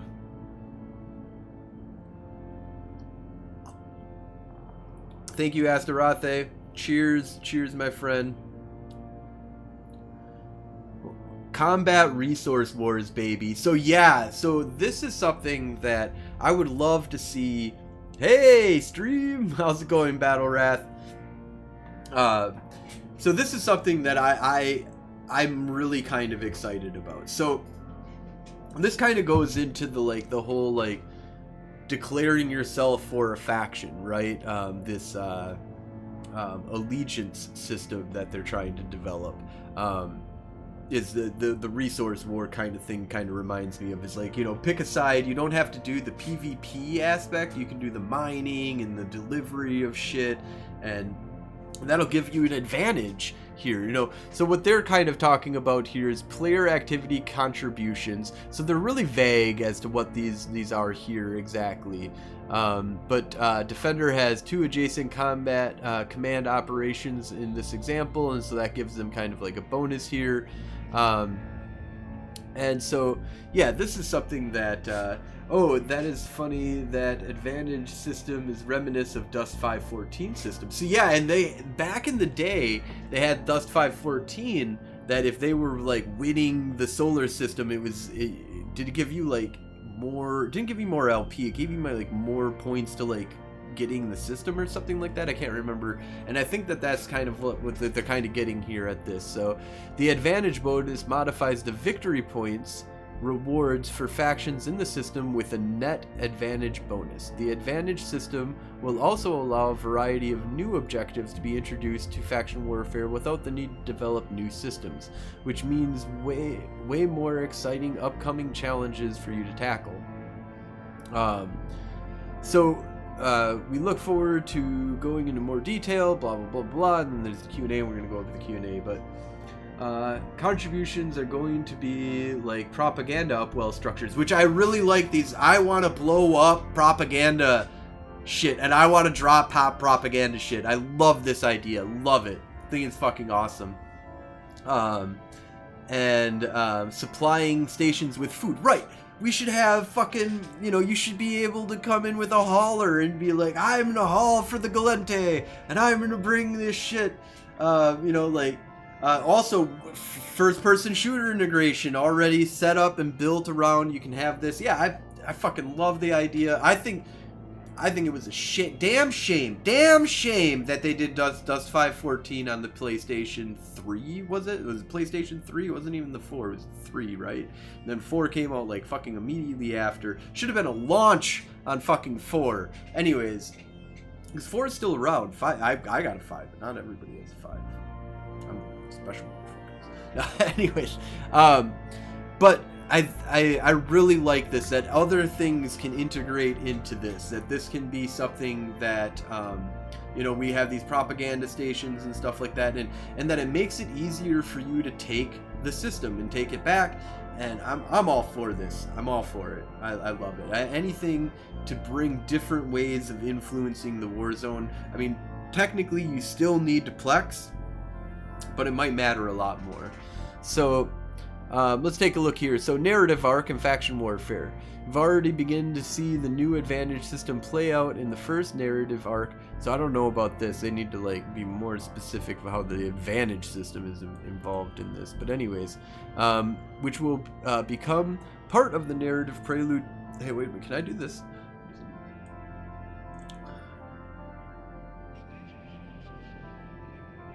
You are already beginning to see this new advantage system play out in the first narrative arc, which will become part of the narrative prelude to further upcoming factional warfare changes. Some of you have already risen to the call from Empire leaders and have helped discover and decipher clues scattered throughout New Eden that provide intelligence on how events are progressing. The goal with arcs is to make the universe gradually change, which you can notice, and even take part in.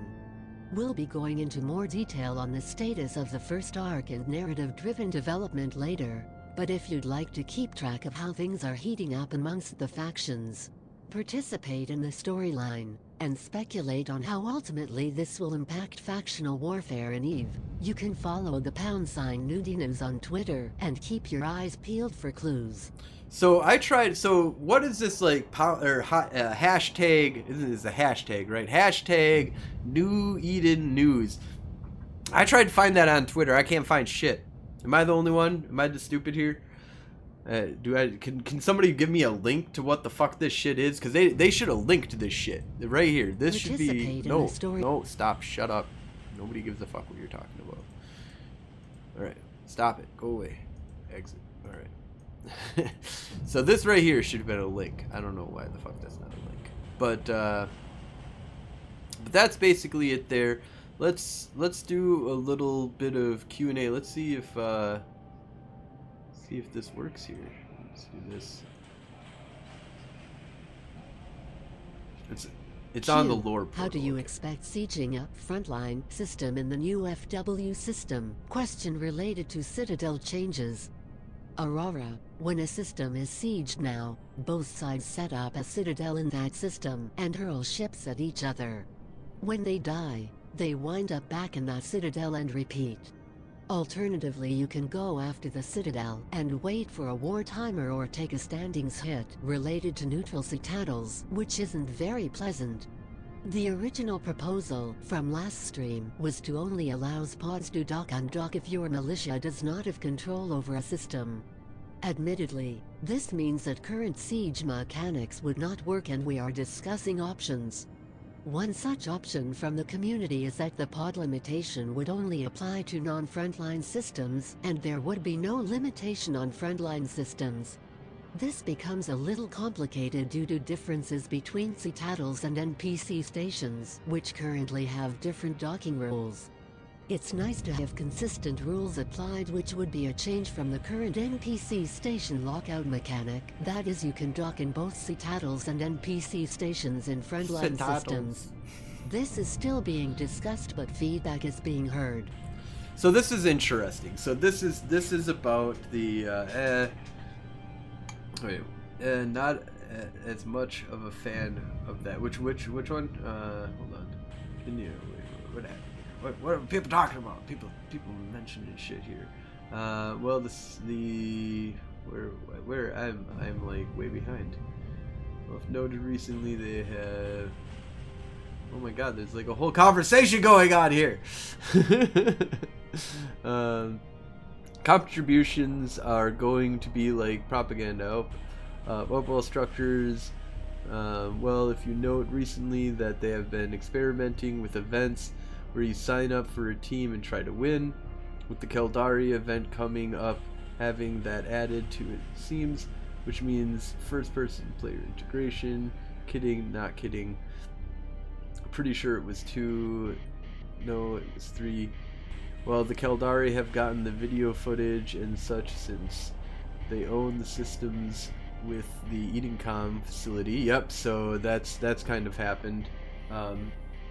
For now, there are 3 structures in the Amar Mimitar war zone that have Mimitar and Amar rats fighting on them. It's on the lore portal. Can do that again, but the voice of Gilbert Godfrey. Not much of a fan of that, to be honest. Open docking and cloning. Yeah, if they want to limit it, put NPCs on the holding faction around stations that try to pop you. Put some NPC towers on that lets them patrol around your structures. Oh, and then we got a link here of the universe.eveonline.com news-eden-news new-eden-news. Anyways, yeah, there's a lot of cool stuff here. We'll go poke back at that here in a little bit. All right. Q. There was a follow-up question to the above, but Aurora's explanation was encompassing enough that it was answered.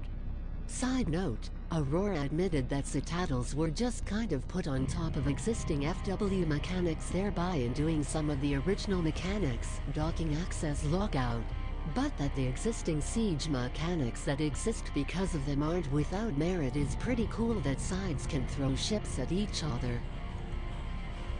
Alright, so yeah, I kind of like this idea that there's, the front lines you can throw kind of each other. You can have, I don't like being locked out of citadels in the Taurus and Nissawa, because that's where I also live. But I kind of, adapt or die, right? So, having a home field advantage is huge. Used to be called World News. I like the name change. Home field advantage. We will throw ships at each other either way. I'm okay with the not tether, by the way. So no tether is I like that a lot.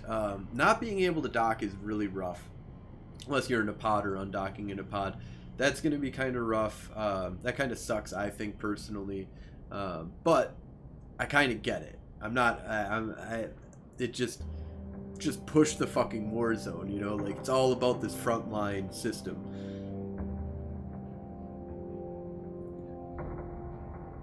I really like the present solution. ESP with medium timers nerfed. Like all of the problems with the structures have been fixed now, so might be fine. Yeah, I'm not sure. Let's see here. So let's go to the next one here real quick. Q. With FW being the vehicle for a change in upcoming storytelling, why was FW chosen and not something else? Psych. Gave some pretext about recent material changes, Neil Zeka hub stuff, etc. FW hasn't received any changes in many years. There are currently many systems across all of New Eden, and similar to the previous question, unifying systems is a bit of a soft goal, if possible. FW has players, war combat, objective-based gameplay, etc. Objective-based gameplay is something that can be pushed into other systems, for example Nulzek, and FW being the starting vehicle, since it already has it, just kind of made sense. Q. So they're kind of talking about here that why is question. There was a follow-up question about above, but with FW being the vehicle of changed upcoming storytelling, why was FW chosen and not something else? So yeah, it's, you know, FW just kind of makes sense.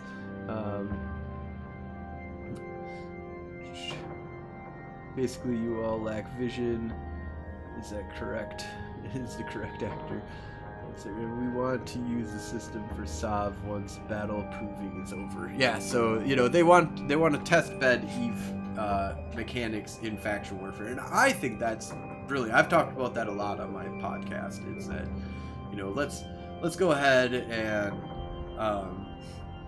try and, you know, test bed a bunch of weird shit in faction warfare, and then that can be a proving point. Now we'll see if that actually works out, because I'm not 100% sure that testing in faction warfare means shit in the way that null sex does their warring. But let's see here. As I said a while ago, sure, FW is constrained to FW space, but what happens when trash Mercon invades Stain? Because they really want to. I want to see this expand out to the different pirate factions and stuff like that. I do see this being as like a mechanical thing that they can kind of change a lot of stuff. So let's listen to a little bit more here. Q. Will the learnings from FW be applied to other areas of space? All, yes. It's a vehicle to learn how to bring changes to other non-FW parts of the game. Side note, entire systems may not be entirely based around PvP. Q. What is this propaganda system? Is it just spamming local the forums? Something in-game? Aurora, teed into this advantage system. Possibly a kind of anchorable propaganda tower, which you can anchor or shoot. Yeah, I like that. Thoughts like hacking Shooting sites an that modify anchorable faction propaganda tower. advantages, non-PvP explicit content. There was a lot more in this answer, but I think that's the TL. Dale. Q. TL. The Modar Galenti militia seem to have declined to participate in the current narrative. Out on a new jetty? Is there going to be something to entice participation? Psych. Still in the introductory part of the current narrative arcade, this question should be answered in the next few months soon. Empires will have some goals that players can participate in, or not. They will have the opportunity to get rewards, change things. Site being intentionally vague to avoid what can only be assumed to be spoilers. So, no, well, hold on. Site being intentionally vague to avoid what can only be assumed to be spoilers. Aurora, there may be mechanical changes. Things may not enter the game depending on player choices. So there's currently a story arc that's kind of going on where that we haven't really participated in, which I can't even pronounce the fucking names. The computer did a better job. But there are currently things that are kind of going on that that I haven't participated in. It's like strongly in the backyard of the Keldari. They have this shit, and we're not taking it back. Like I don't see pushes from the Galente to just focus on that objective at this point, and it's because I feel like it's it's just not obtainable for us right now. So let's see, what else did what did Astaroth have to say here? Well, the system is just how ownership is pushing back and forth. Once FW proves it out, there's no reason to restrict it.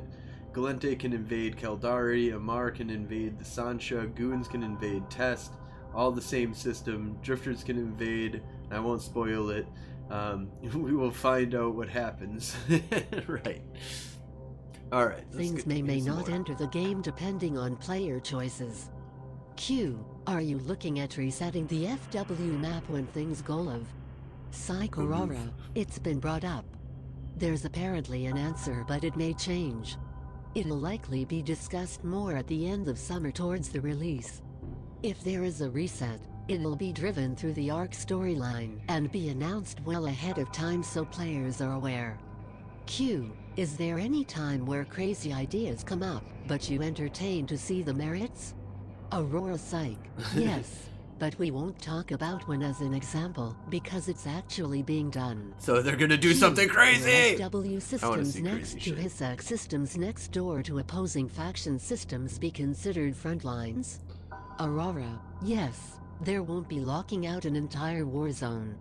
There's also talks about using the advantage mechanics to try and balance the war zone back out. That is giving advantage to one side to help them push back in. Reasoning. Holding a lot of systems requires a lot of resources which may scale over time, making it more difficult to hold a lot of systems. Swift. On behalf of Aurora at FanFest, don't really like the way that war zones flip back and forth based on essentially financial payout mechanics. Aurora, we don't really want to force things. We're not a fan of completing an objective just to have your progress reset and a reward given, a very gamified approach. Psych. Tier system getting deleted. Players on both sides of the front line should have equal opportunities at wealth generation.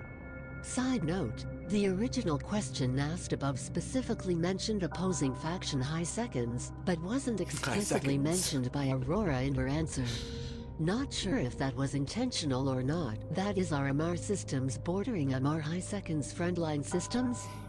So I think that it will be that if you're like, for example, Yvangir is right next to Hades. Yvangir is not a faction warfare system. Hades is. Yvangir is owned by the Galente. If the Keldari take Hades, will it be considered a frontline system because it's adjacent to Yvangir? I hope that the answer is yes, and I kind of got that with the very opening that they kind of said.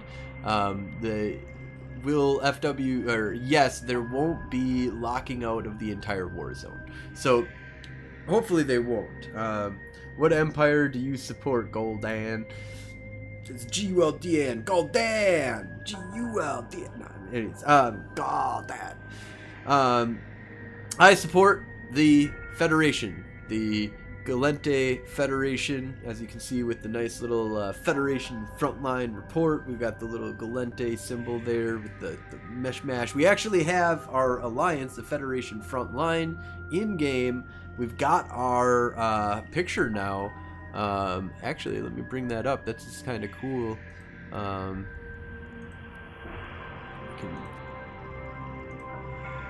show this. Ooh, back up a little bit.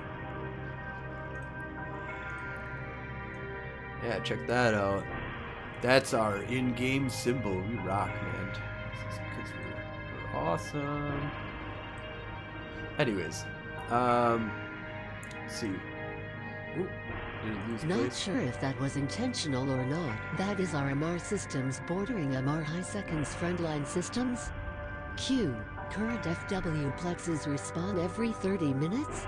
Are you changing respawn rates? Aurora. Yes, they will be altered. So they are fucking with the Very respawn possibly rates. based on site type state of I'm frontline liking system. that. On average, 15, 30, 45 minutes for frontline command VAR guard. Right, so 15 Idea is minutes to for a maintain a frontline certain system. tempo, but frontline systems will Yeah, respond because faster they're to make getting it rid feel of so like much the of the systems wars that you don't need run to out be of able to like content, keep on because fucking plexes are running all plexes with spawned for multiple 30 people minutes. and systems. Q. Clarification about Navy sites and Tech 2 ships? Aurora. T2 ships are higher than Navy, not allowed in Navy plexes. Bring a scythe or something. Q. It's possible to overplex a system, making it harder to They capture. didn't really answer this Aurora. question. We want to decouple sites from downtime. Also, that a system shouldn't necessarily be I knocked really off the hope they decouple vulnerability by from- a single from plex. You worked downtime. hard to That's make a really system stupid. vulnerable. It should take a little more effort for the defenders to knock it out. So they're thinking of like Side some new note, things the about question vulnerability. sounded, to me, more like it was framed around defensive overplexing, making systems hard to capture. That is running timers down to a Yeah, few so they didn't seconds and really- leaving opposition with 40-minute capture times, but the answer was focused around offensive overplexing, a hub bashing at the end to flip a system. Q. Since there will be more granular complexes, will implants be considered? Aurora. Yes. So it sounds like this is came down up on the the road. last stream. It'd be a technical addition, not planned for this year, but something they will probably discuss. They don't have a way of flagging high-level versus low-level implants right now. For example, letting someone in with a 1% fitting implant isn't as bad as a HGS clap set. Swift. I used to fly off-guard improbable linked garmers. I was part of the problem. Q. There are a lot of people that can't join FW because of standings from missions, piracy, friendly fire. Also, some players worried about the permanent war deck mechanics. Thoughts? Aurora. There's a lot more that needs talking internally about related to this. We need to define what kind of experience we want players that are joining FW to have. Some discussion about repairing standings as well. It will require some amount of time, for example 8 hours, but it can be done, but mechanics will exist to avoid rapidly gaming the system. Swift. Being able to go to Jita is a big deal, which can unfortunately shape militias. Aurora. Yes, we want there to be some kind of important choices, but remember that this is a game as well, meant to be fun. Alright, so that's kind of like a breakdown there of the Q&A that happened. You know, hopefully they will be getting implants out of the faction warfare complexes to a certain degree. I would love to see that, but it sounds like that's not going to be coming for a while. Sounds like the main thing that we're going to be getting in September is going to be the frontline system, and I really look forward to that. I really look forward to an in-game system to allow me to show you, because do you see this right here? This is the in-game system that I have to like show you. There's a bunch of dots. They're not even fucking connected to each other. But you see a couple of them are blue and a lot of them are red, and that means bad things. At least on the map level, it's really shitty. As you can see, we do have Hades, Fliet, Devin, Mirathan. I can't believe we have Mirathan. It's an important one. Negamendon, but yeah, Renrel. Don't really have much other than that though. Corvin, these are just about to flip here. Things have been kind of rough, but I really look forward to the frontline system, at least just in hopefully we get a better UI. That'd be really cool. And let's take a look here what Astaroth and Battle Wrath have been talking about here. So Astaroth says, well, I guess maybe I would say it being adjacent to Valor would keep OMS a frontline at minimum. Right, so, you know, because OMS is always connected to Valor, it will always be a frontline if it's in the enemy's hand. I really hope that's true. Could not see it as your document was on top of it. What document? What did I get? What did I fuck up? I personally want a garrison system so we can provide materials and tech parts to buff the fits of NPCs in the system. That'd be interesting. Well, they talked about that. It's called the advantage system right now. Yeah, makes sense. Or if we even input into the NPC doctrine, so heavy tackle, web, range. There's kind of unspoken point of standing issues, which is that FW is also the best place to gain faction standing, but only on you have to do it once, because once you get to a Luminaire General, you no longer get any more standing boosts, no matter how high or low that you go on the thing. You can only get it's 10 huge standing boosts that'll get you definitely above -5, if not if you're already below negative, or in the negatives but not below -5, you'll probably be pretty good. Let's see here. The loss of standings with enemy factions is more or less just a consequence of your game, which is kind of true. You use the agency. Although faction warfare bumps are really coming from missions. I want to see them remake missions. That's my kind of hope here. Agency has an FW area that is extremely useful. Oh, really? So I want to check that out and see what that looks like. Yeah, but you go crazy amount of promotions. I have 5+0 with the Galente and Mimitar. I have better with the Galente, or with the Mimitar, than I do with the Galente, I think, now. Something happened where... I definitely shot a lot of faction warfare boys when I was in faction warfare, but I don't know. Somehow I lost a bunch of Galente standing. But so that's kind of a breakdown of the Q&A, and definitely stay tuned. We'll at Golden Age Stories. Any standout features or desires you have for FW, feel free to check out my post. So there's a post out there on the Federer, and I'll link this in my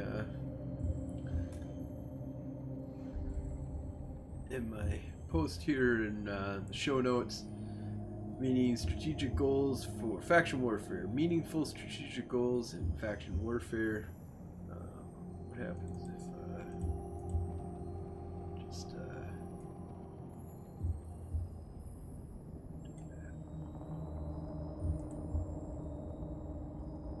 When we consider what is worth fighting for, and what is the manifest impact of our actions, CCP need to be bold and creative when defining the landscape.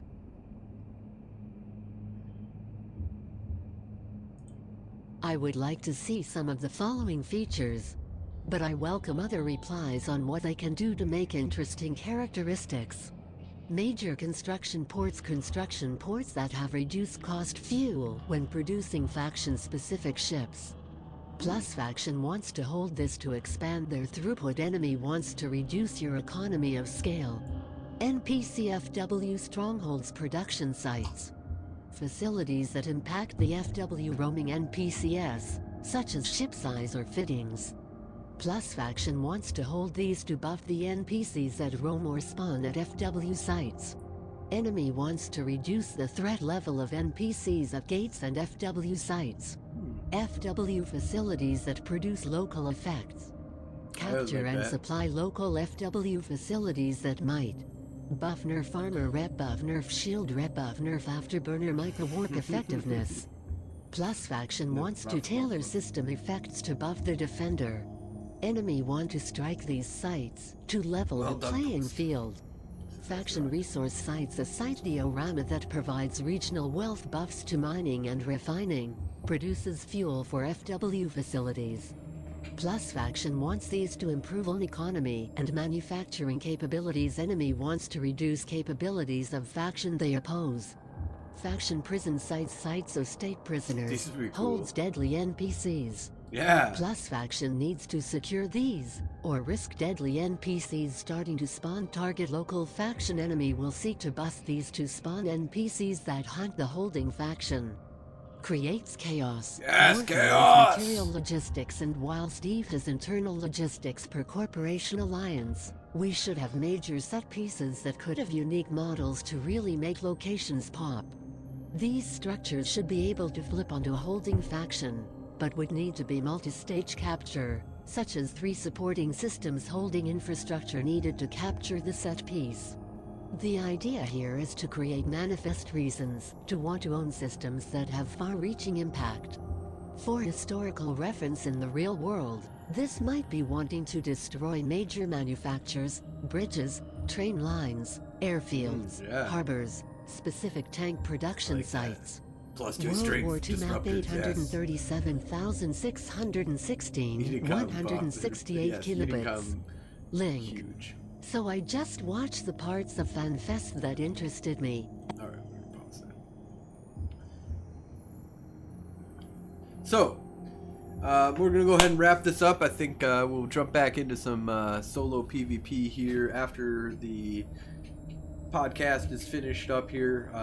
But let me know if you liked the robot reading shit and not shitty me reading shit, or do you like listening to me stumble over my words, and try and figure out how to read, because I suck at reading. I'm a horrible human.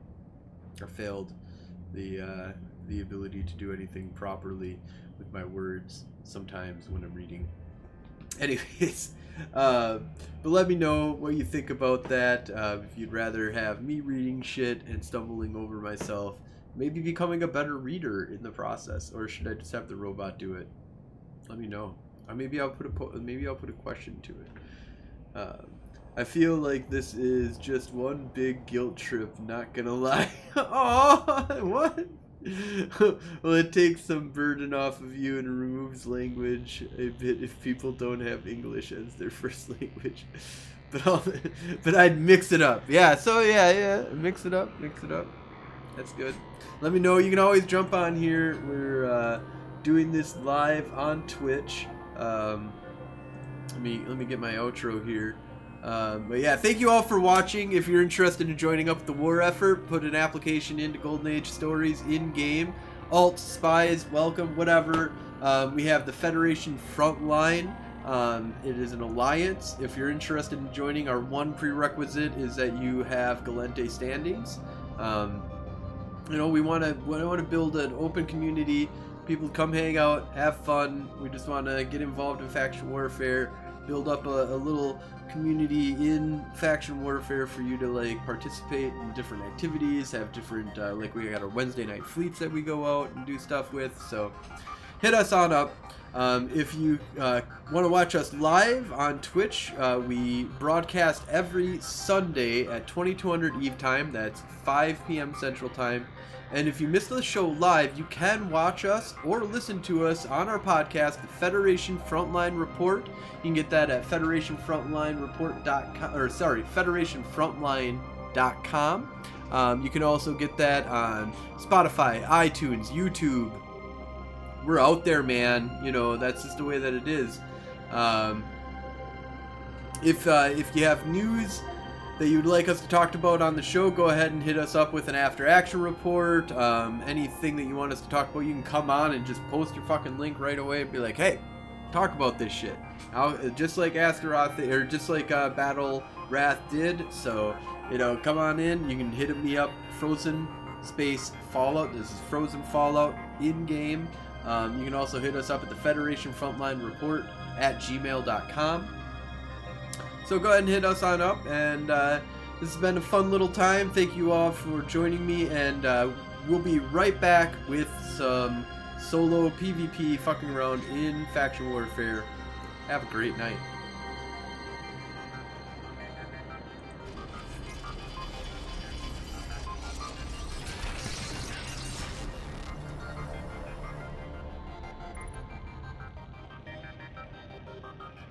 Oh, and Ash, I have multiple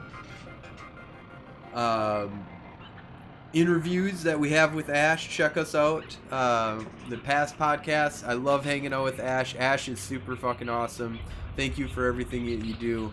And I'm going to take just a little break here. I'll be right back.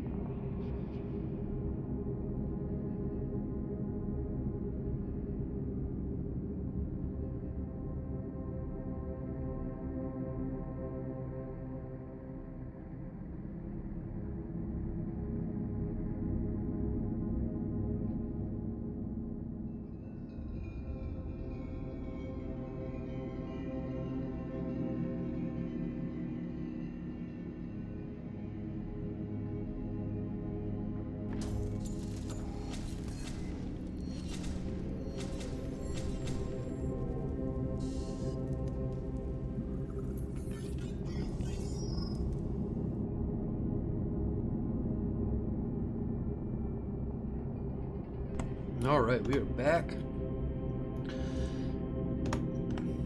Resetting the kill count here.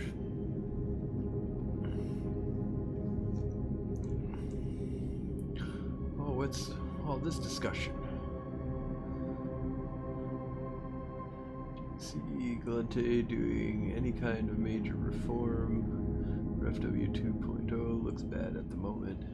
I hope so. I think the change is successful. There will be a whole new guard to help make it better. Also, do you think there is bias involved in the lore concept of people who just say join the Eldario or the Galente? What consistency content do they would like, given how CCP represents the Caldarium Mar versus the Galente Minotaur? During character creation, I wonder if more people who like combat might be drawn to how the Caldari are represented just as I thought. Well, a lot of people sided the Caldari Amar to avoid losing access to Jeddah Amar. That's always been the most defining thing in my observation. Yeah, that makes sense. Do you think with FW 2.0 they might decouple it just but they would push, we'll see, to Cal historically has, and also usually makes Hildari soft. It makes Galente pilots the kind of pilots who join the team that are about fighting more than convenience. Yep, that's very true.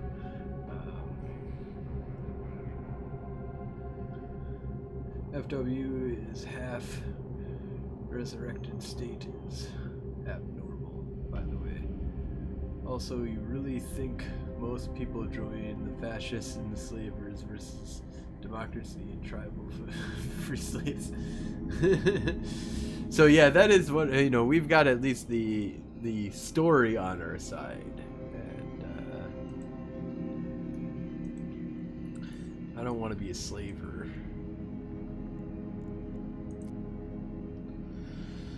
All right.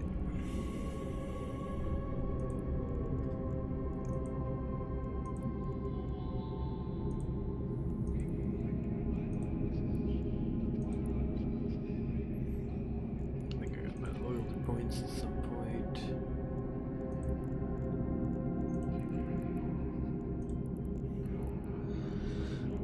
Oh, what should we go out in? Do we have any more thrashers?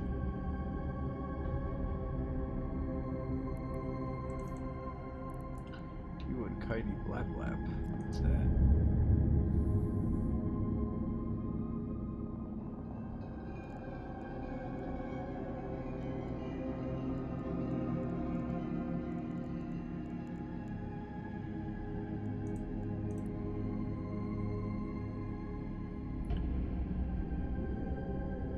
The democracy and the tribes are also terrible.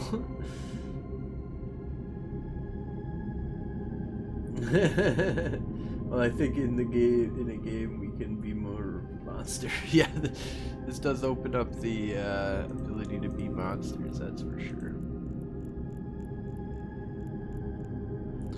Oh, let's see here. What do we want to fuck around in?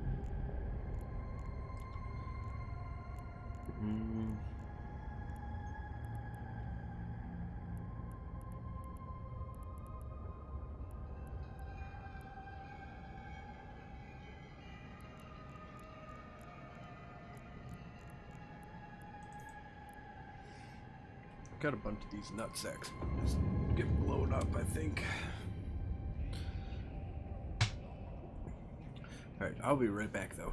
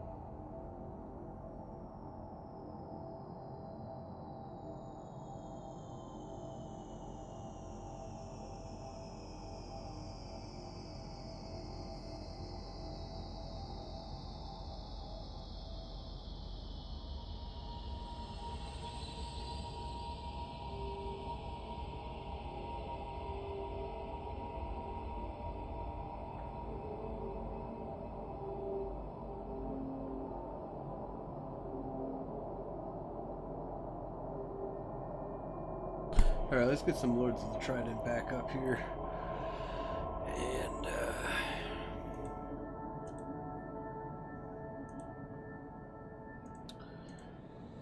pause that. Save this. Just a tiny favor. I don't mean to be bold, but empty out your pockets 'cause I'm taking all your gold. And let's fuck around. I'm also gonna read here, so I do apologize.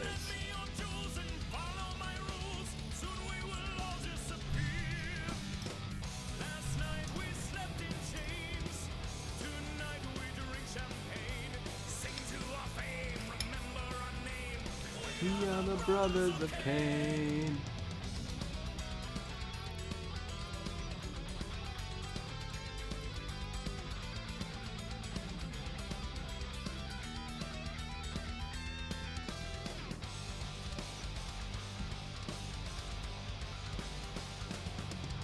Now I know just what you're thinking. Let's cut right to the chase. For if you take that sword out, I will shoot you in the face. There's no need to be violent. No, that simply will not do. Let's all just keep our heads and wrestle, steal you women too. We're having such a blast. The time has quickly passed. I'd love to stay in body, but I feel we're fading fast. The lightning guarded galleon in the harbor should suffice. So thank you all for spending all, and now we say goodnight. Hush, dear. You'll notice I'm quite cavalier. Ask your men to sit still until I've had my fill. Most of his flagging of beer. Last night we slept in chains. Tonight we toast our fame. Remember our name, I'll say it again. We are the brothers of Cain.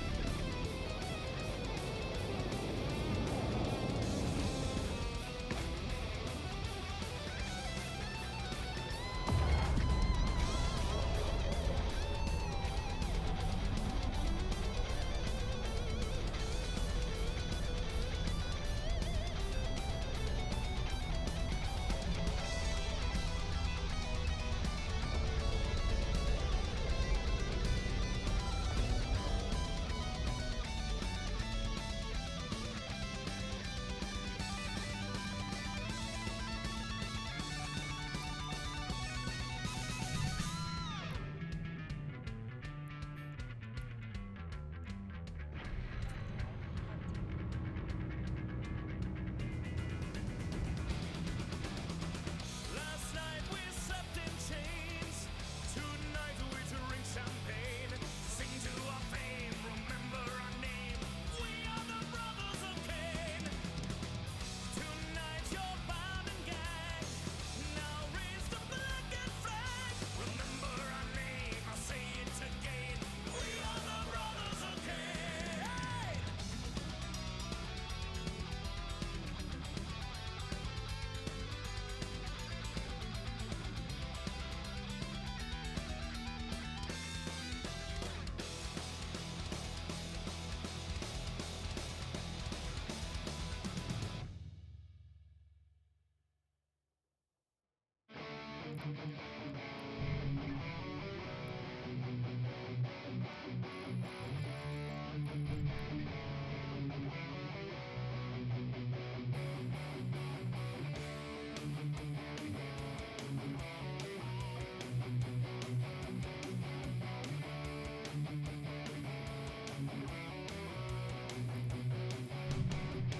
Oh, we got an Imperial Navy Slicer. City lights, contemplating the sacrifice.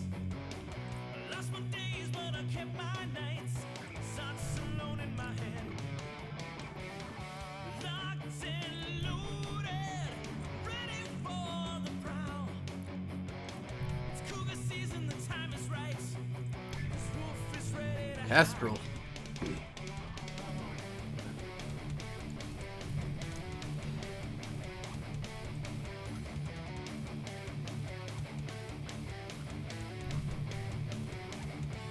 Astral's still there. No one ever said the road was easy.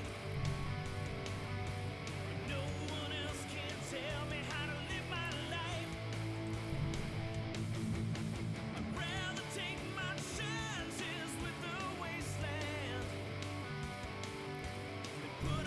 Oh, nobody. Let's come play.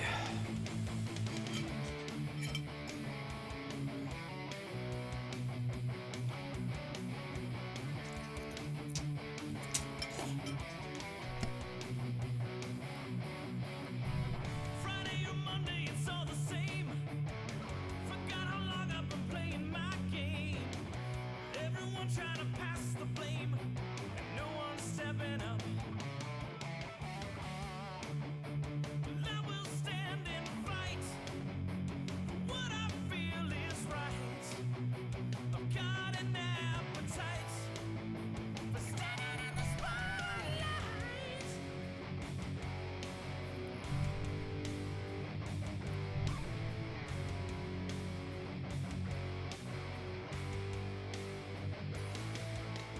No one ever said the road was easy.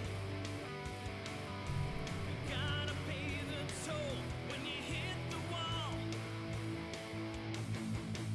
Every night they try All right. to push you higher, Do have an Imperial Navy Slicer here but all they want and a Federation Navy Comet. is you fall, fall, fall, fall.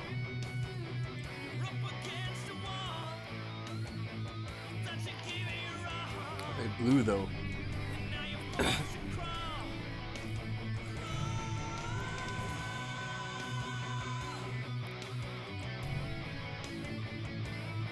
These two people are gonna murder me.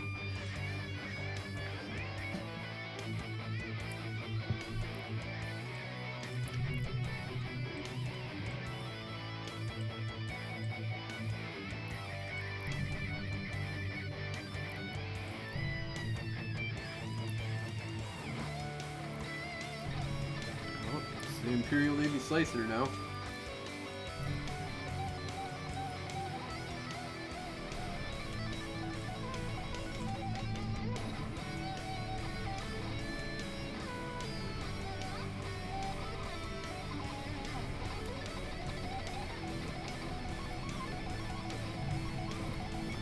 Oh, damn it. No one ever said the road was easy,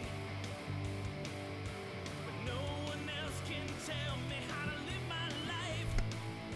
Oh, oh, I'd rather take my chances with the wasteland. Put up day to day with all this strife. Have a good one, Astaroth. No one ever said Thank you for all your input. you gotta pay the toll when you hit the wall. And to get you back onto the podcast at some point. Every night they try to push you higher, but all they want Oh my god, he's alive, says Human3785. Thought you died.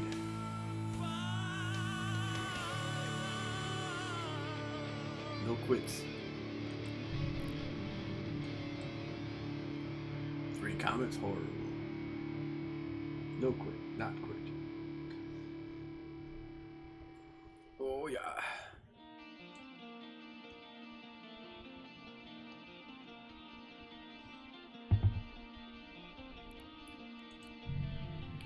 Imperial Navy Slicer is back.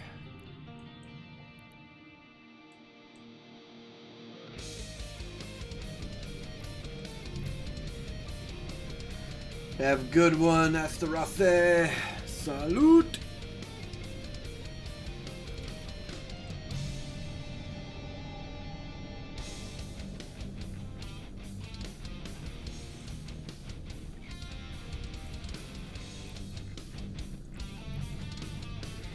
God damn it, come on in and play with me.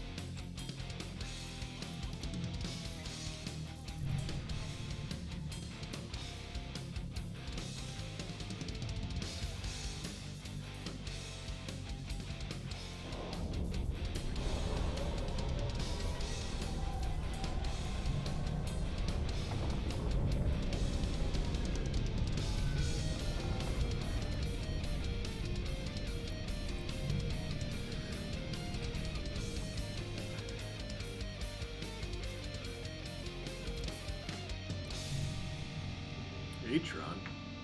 Atron?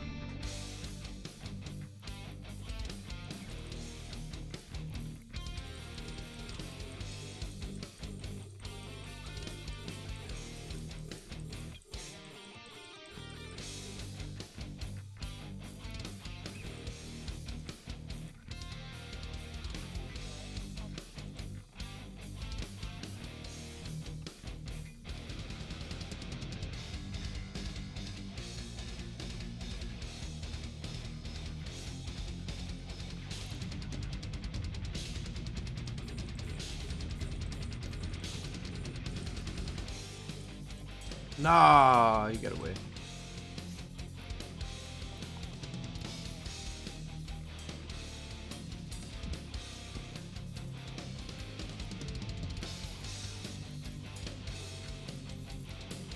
Alright, let's wrap up real quick.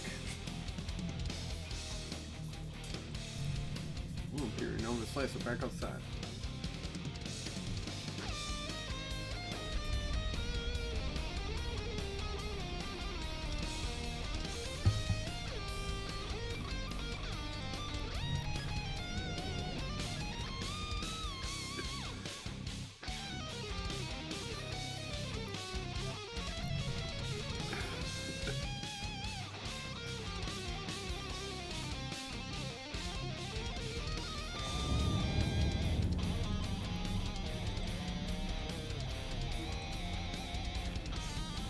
$11,000. Oh my fucking god, man! I'm out of ISK. I can't handle that. It's a lot of ISK. If you give me ISK, I will use it to murder. See, we've just got ISK 1. Looks like this is an adventure from the shitty ass loot.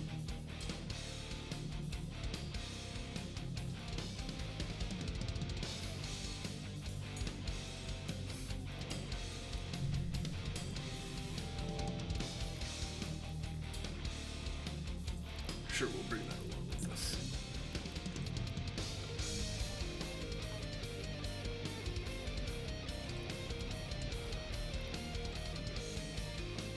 Oh, nice kill. Nice kill.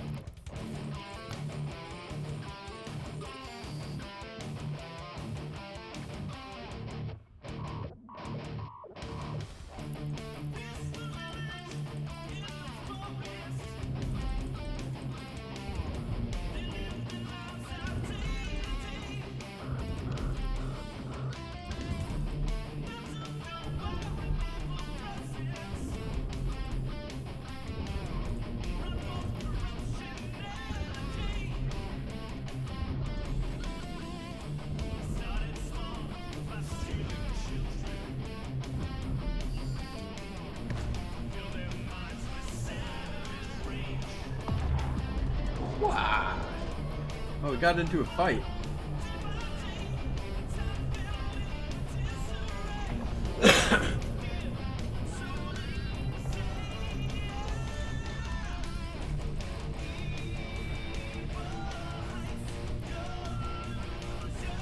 Alright, well, we're gonna find the kills. Over here, we got one fight out of that.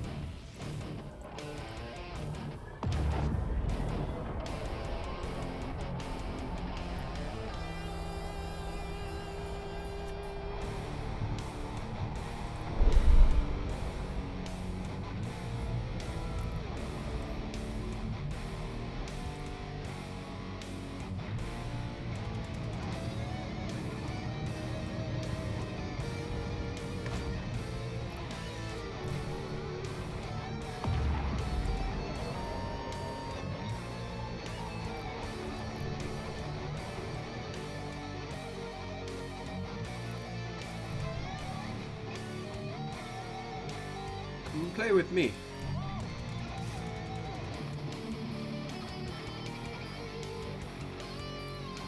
Come play with me.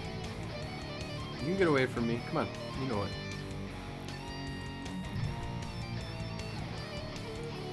Motherfucker. Come play with me.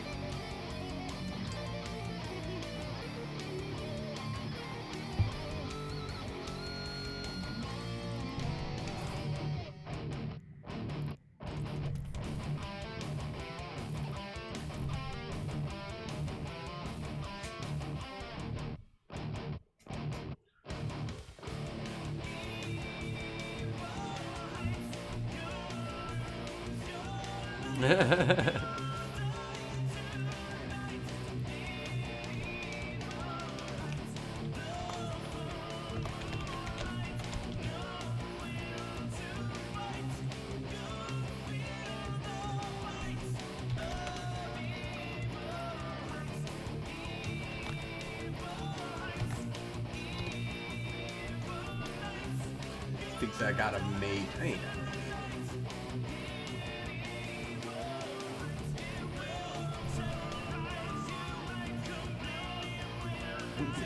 I can't do more than standing front on this.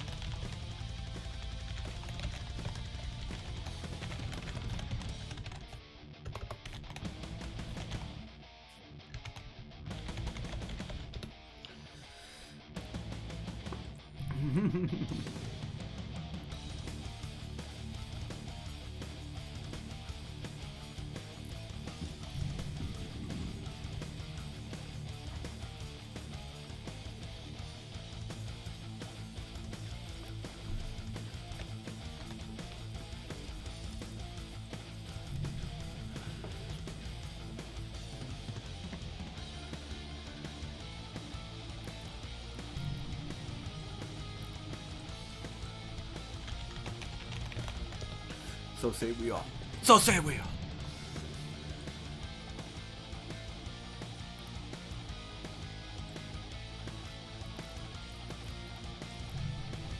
So say we all.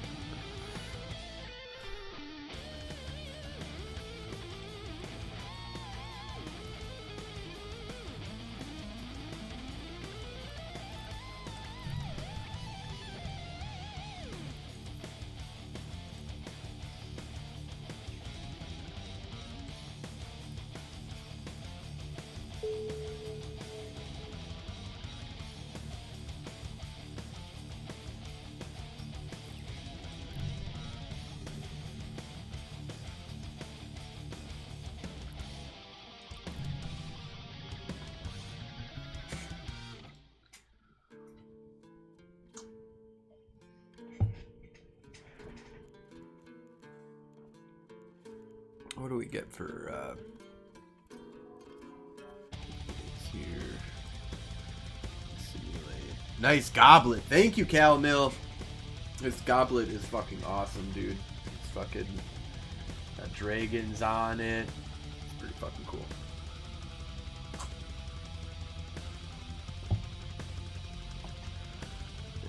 take off.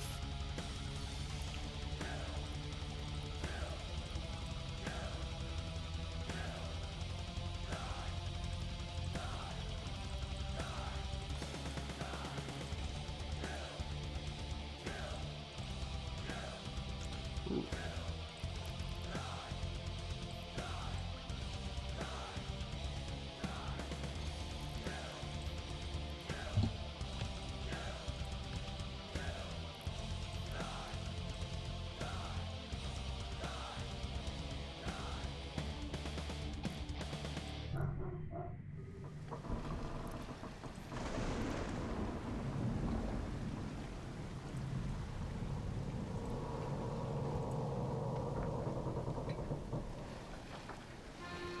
No shit.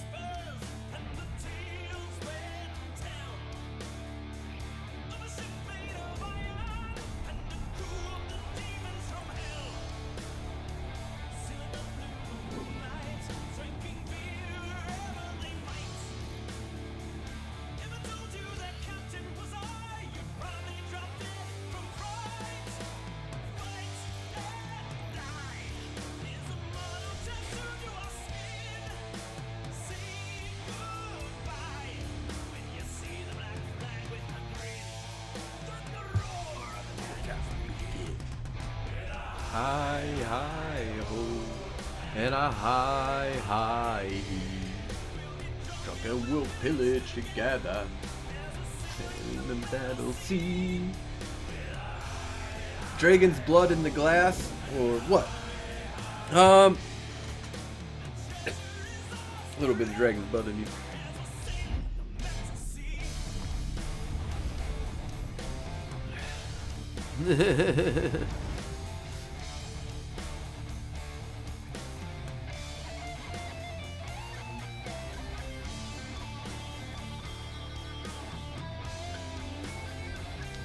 But the vengeance I can, if he stops leaving the fight.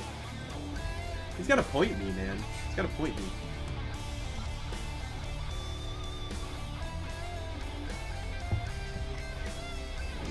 You got a bottle of Cabernet. Cabernet. Cabernet? Cabernet? I sent you something to explode and a few iskies. Really? Iskies? Did I miss it? Am I that drunk? What the fuck is going on? Oh yeah, 6666666666666. Elite. Ooh. Where is that? The Deweys, huh? Alright, let me fuck around a little bit more with this, and then I'll probably go get that blown up.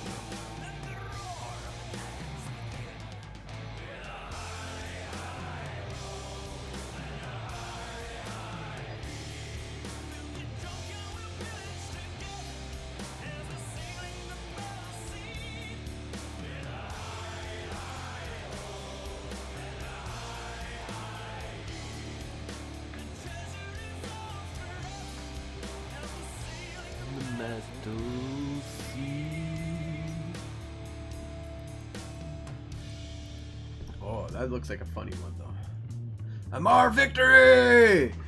Says cut knock down under. How's it going, man? Yeah, let's grab a couple of these. 20 of those.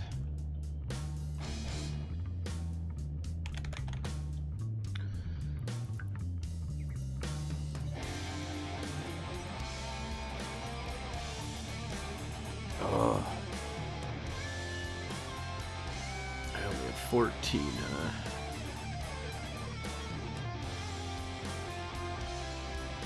Okay, compacted on all of those. Already got CPU overclocks.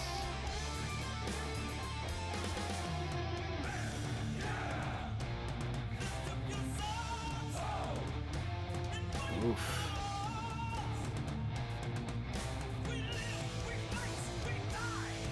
So close.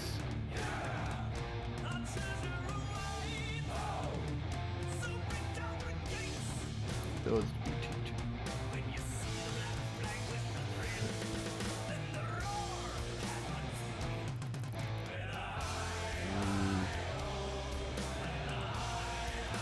What happens if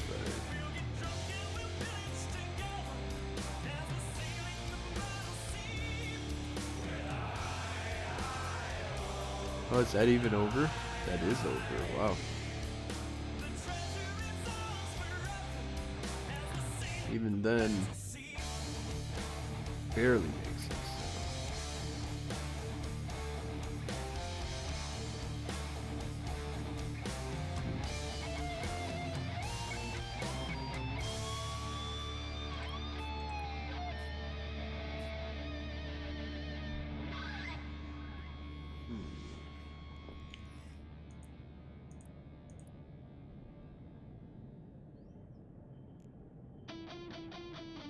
Start a boss battle. Alright, we got a boss battle going here then. Boss. Warrior. So exclamation point warrior, exclamation point priest, or exclamation point mage if you want to join in on the festivities. The boss battle here. I'm just fucking around seeing what I can do here. What happens if I do this?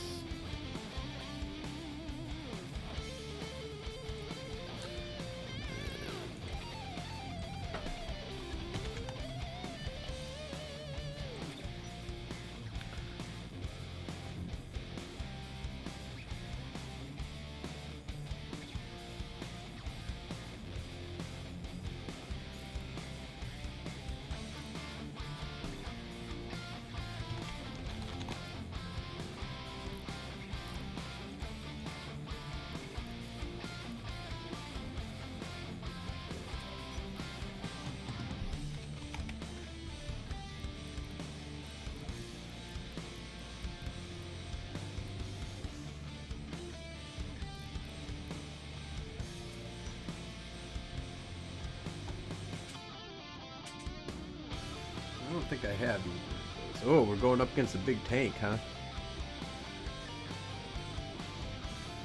So what happened?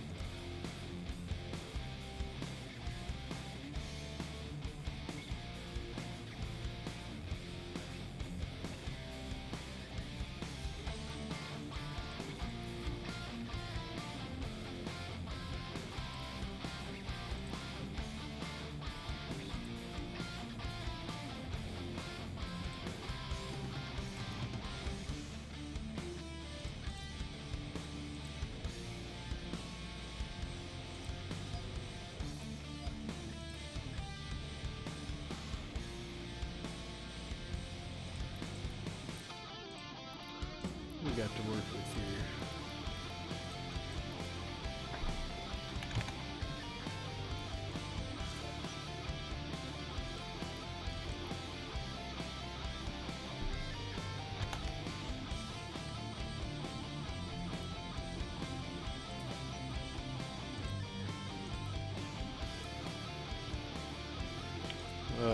Two power or two.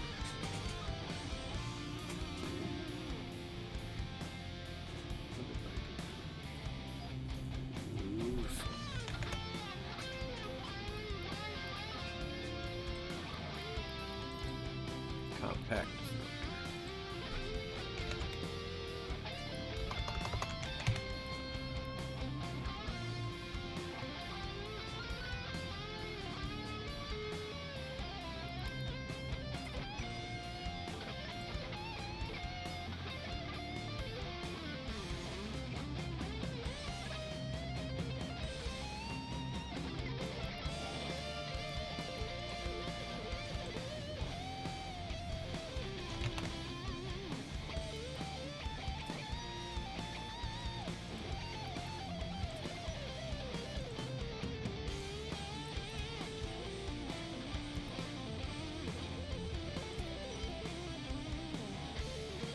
Oof. Very close.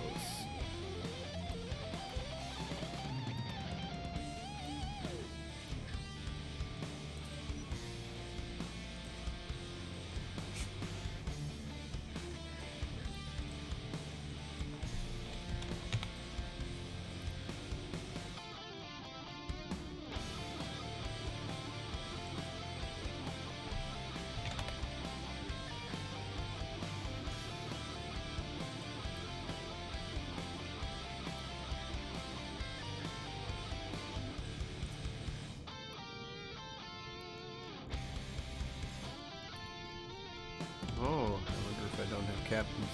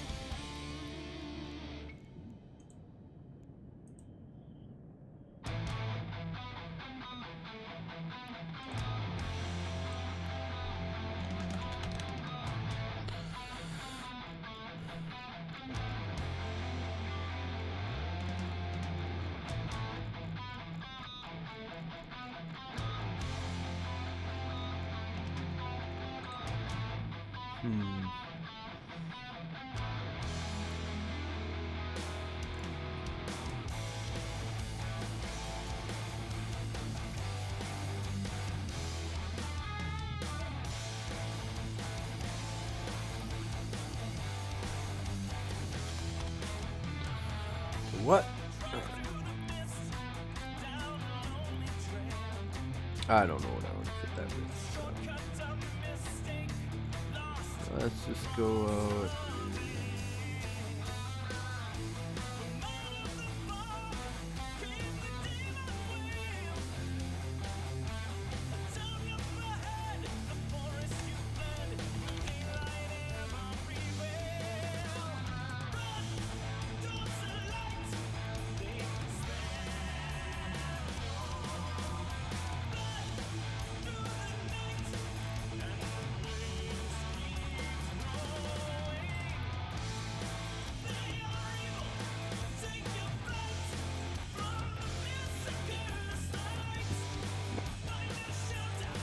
Alright.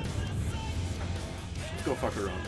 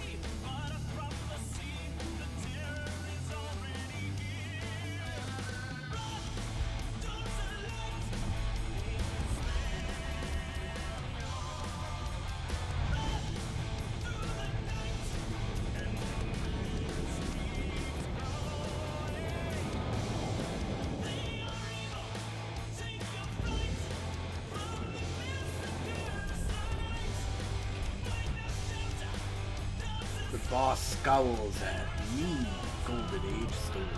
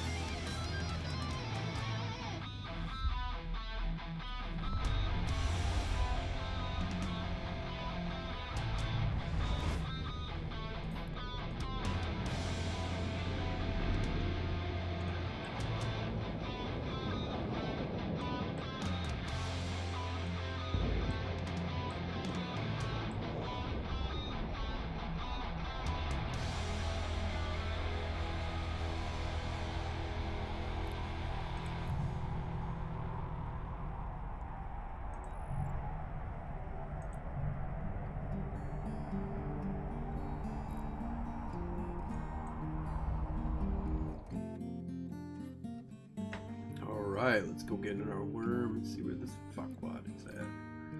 We do 21 days in the militia. Youngin. The boss scowls at NPC bot number 2.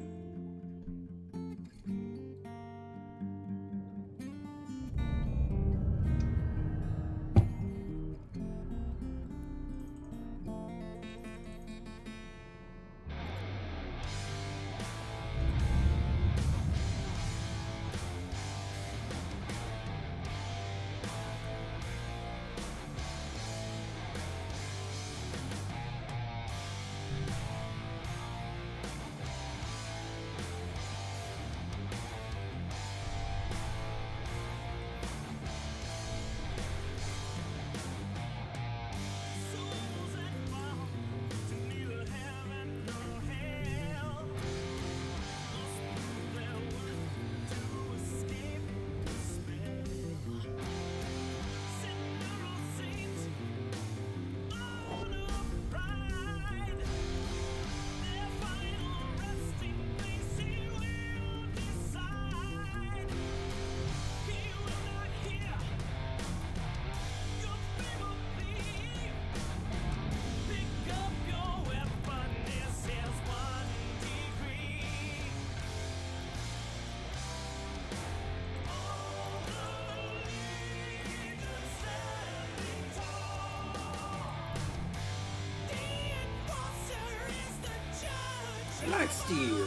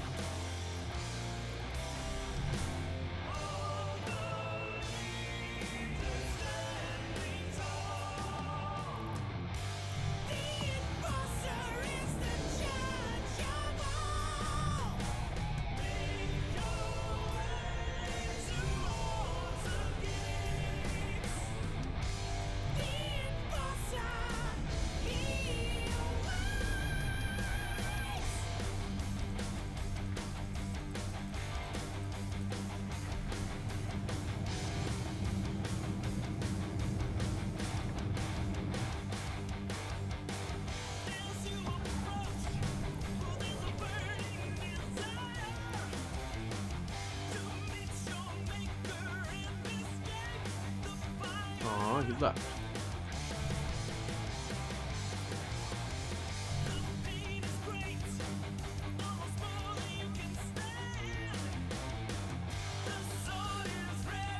In the steady hand.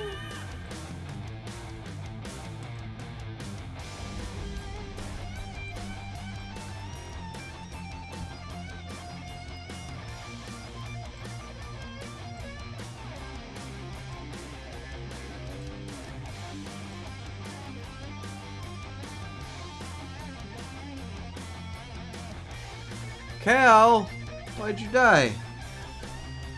Should have told him no.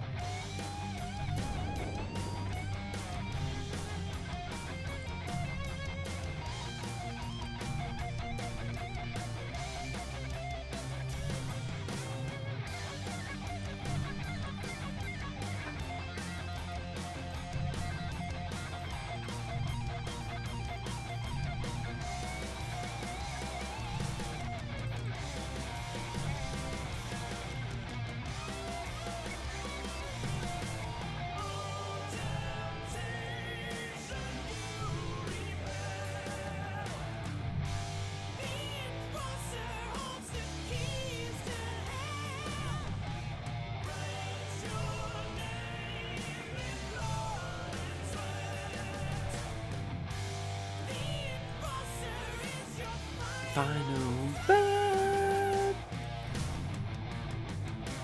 Mage versus tank. Oh no.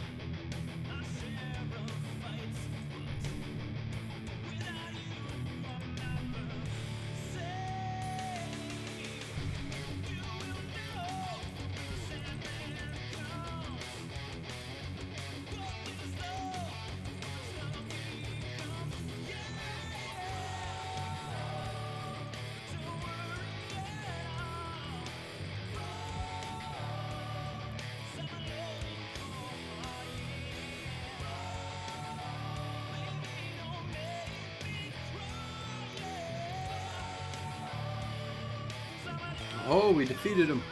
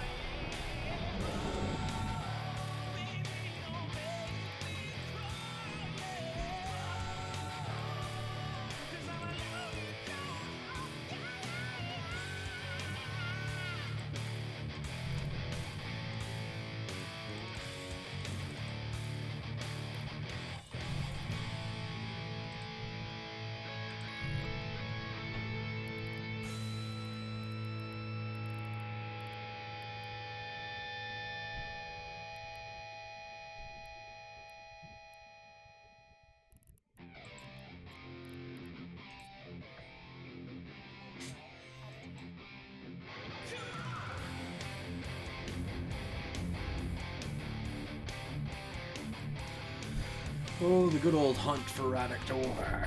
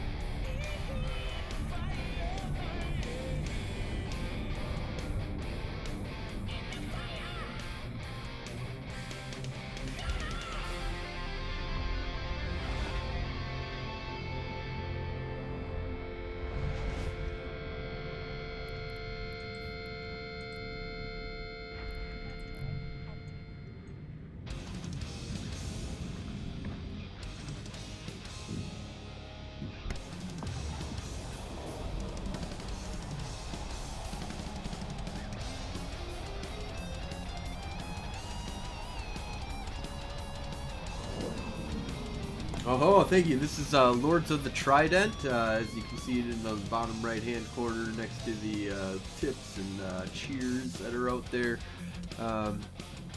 This is the band Lords of the Trident. They're fucking epic. They dress up, have quite a fucking like beautiful visual fireworks show that happens every time that they play. It's pretty epic. And I got their instrumental and their regular music, so yeah, I'm glad that you're enjoying.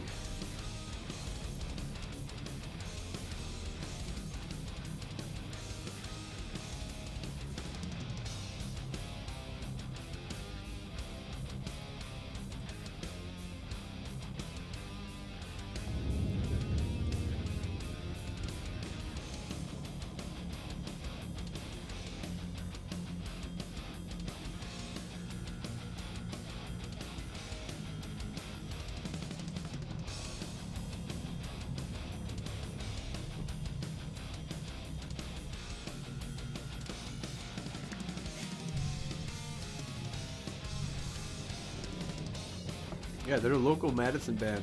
Pretty fucking cool.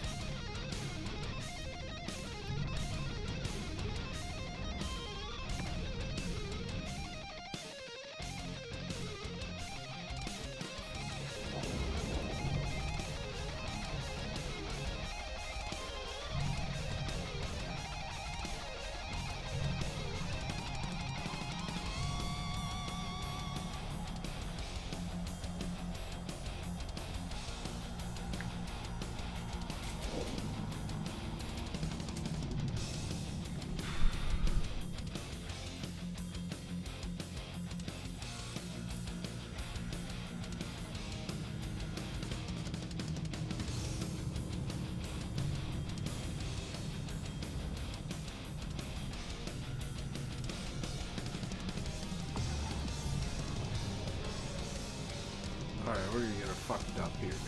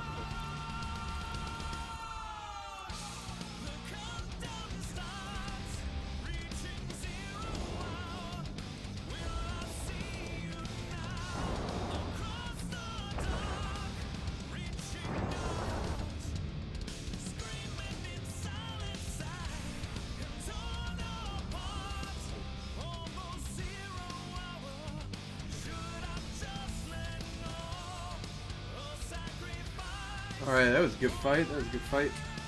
I'm going to take a little break here, but we'll be right back.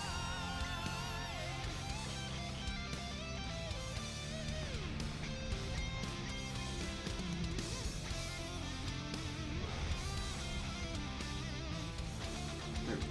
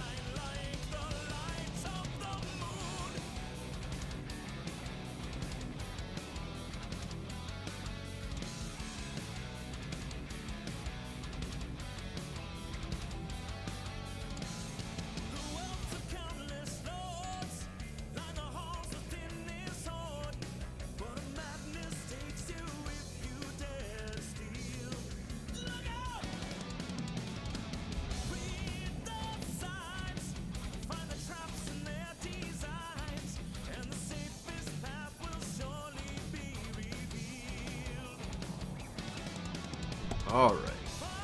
So, I believe it was in Hades that I have.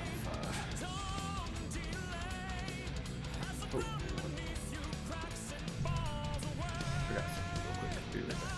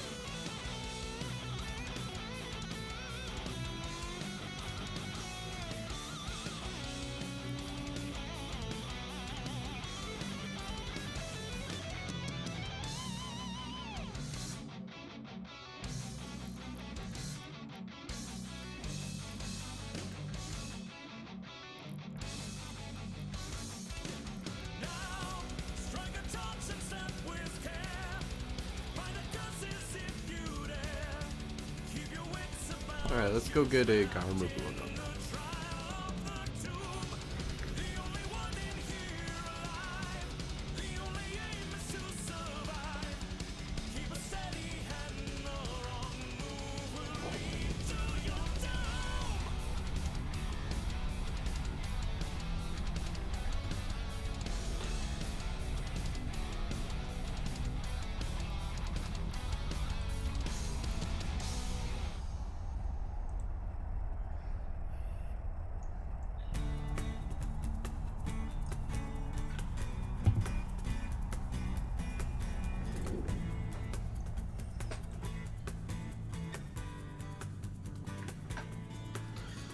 Alright.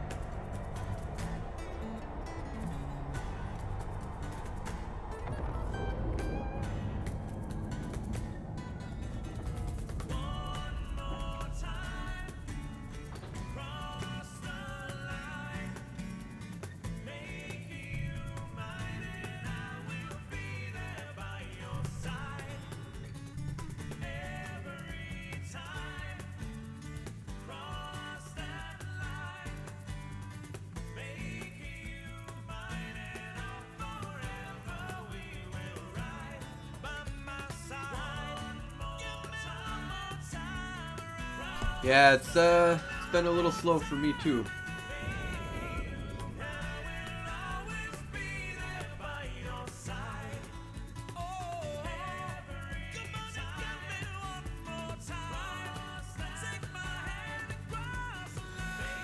Oh, well, let's see what we can find out there.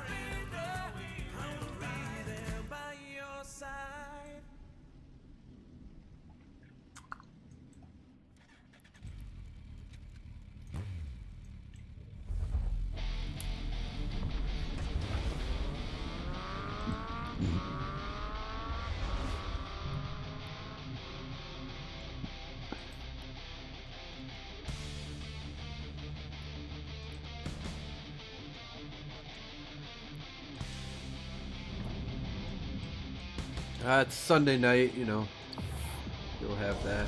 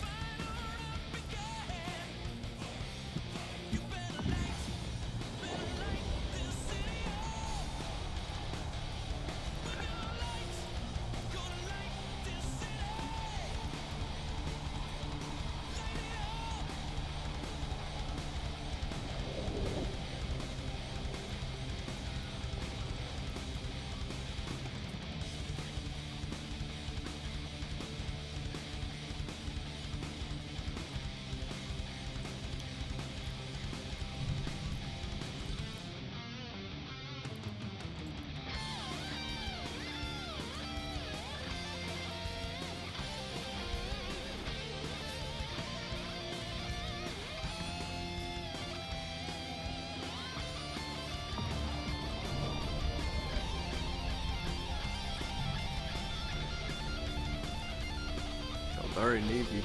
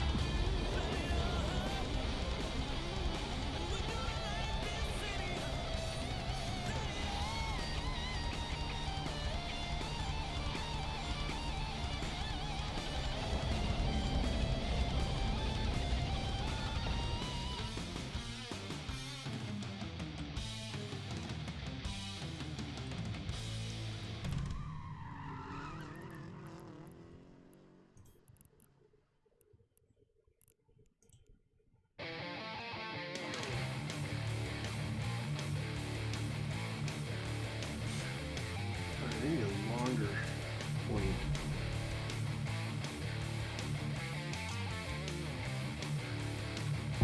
Get one. How long can you go?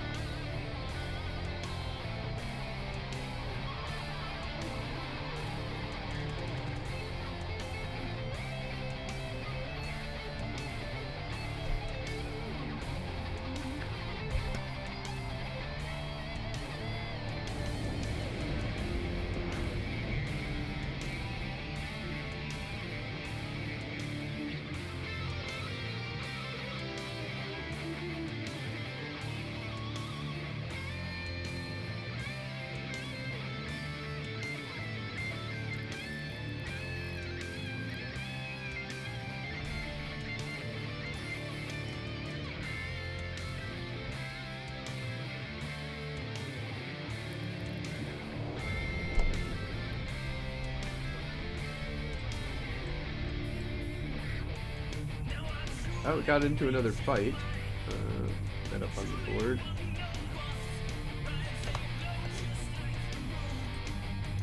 I'm gonna make some minor tweaks here.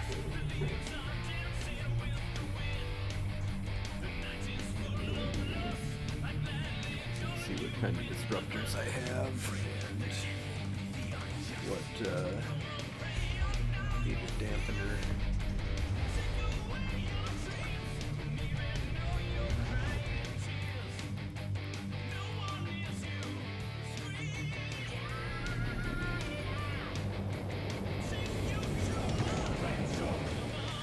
Try and get a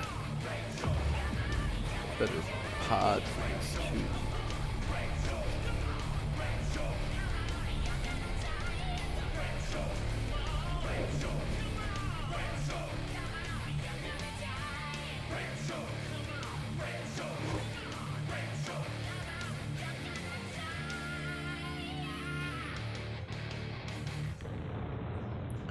All right, let's make some modifications here.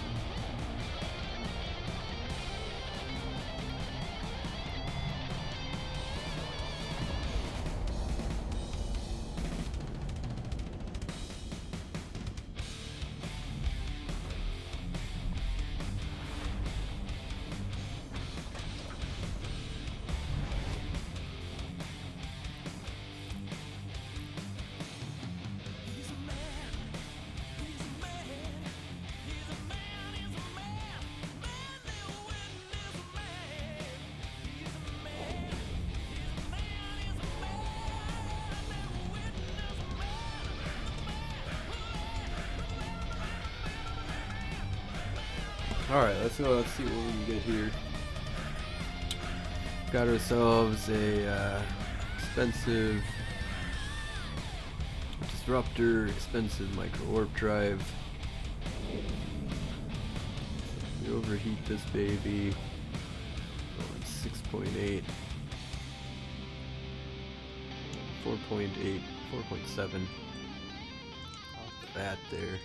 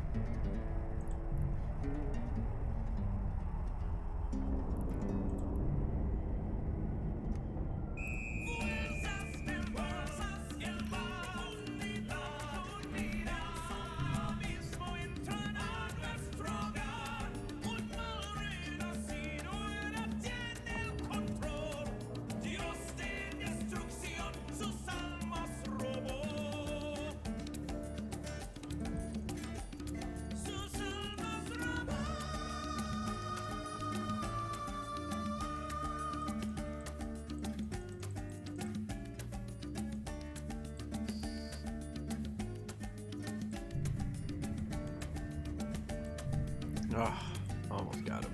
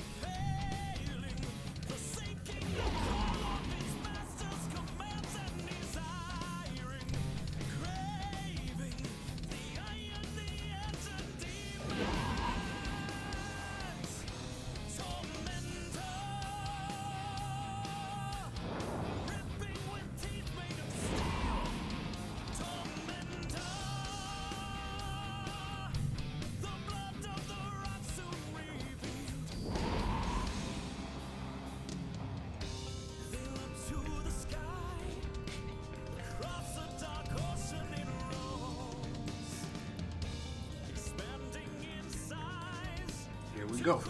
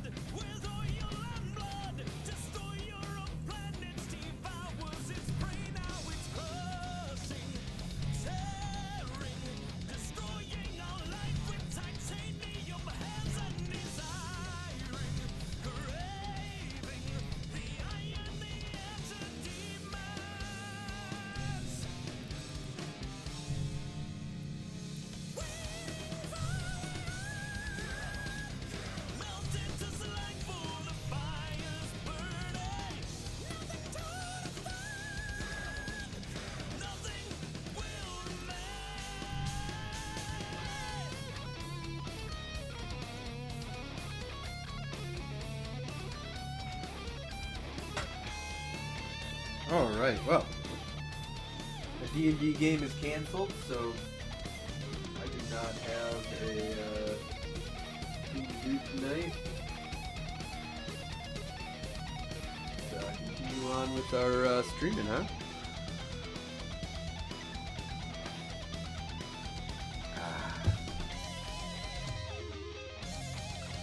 Dragons and rubies and oh my.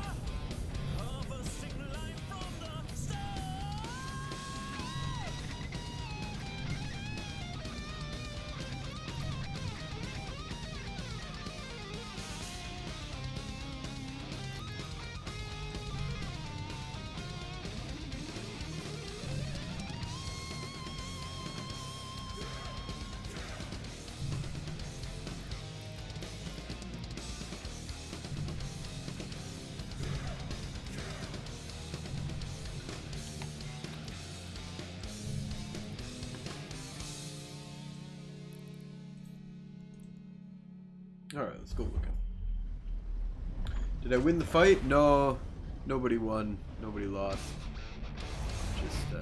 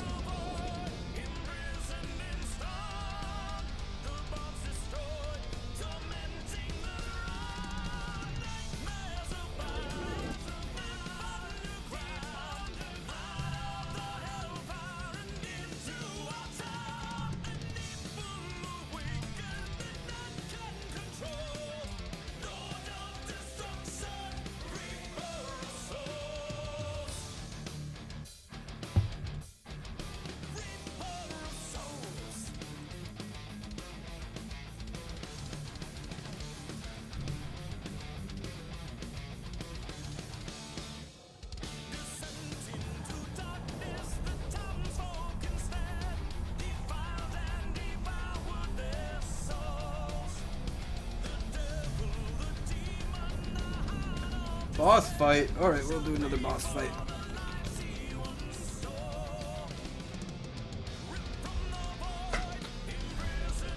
Alright, let's do...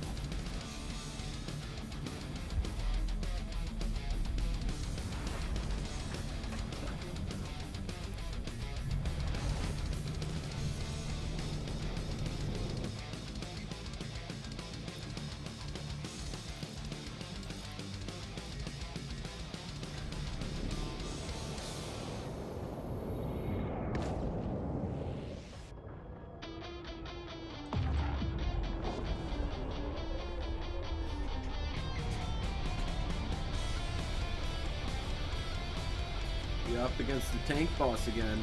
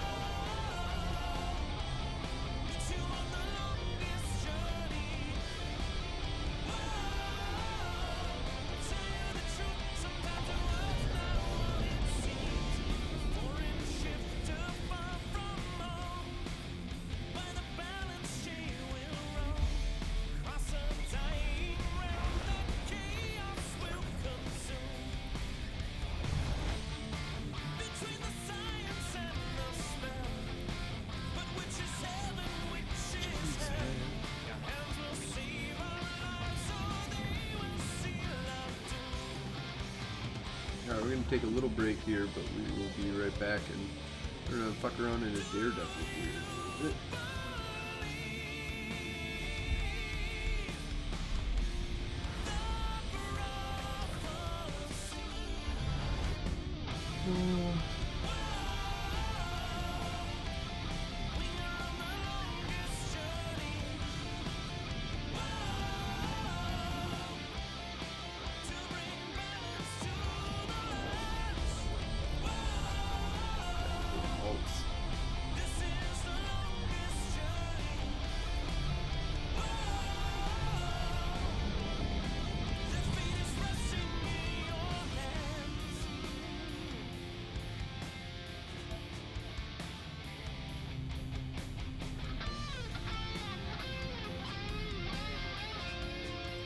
Alright, we'll be right back.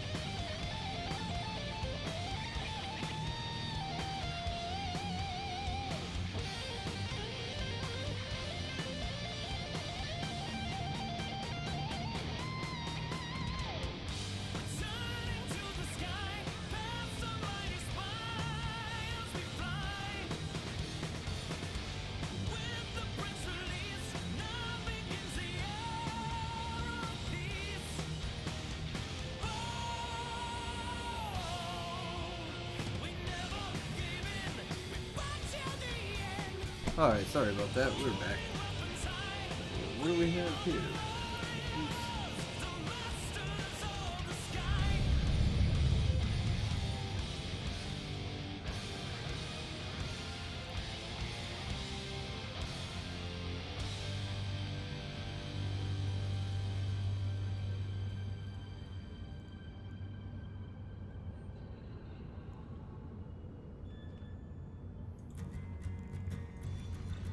Alright, let's take over to Kiki.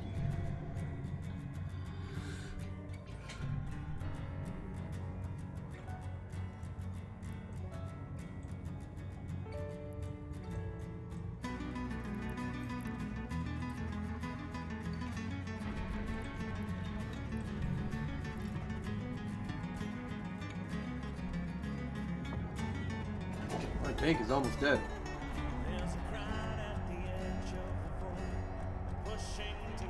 Steve, you're up. Gotta kill that fucking tank, man.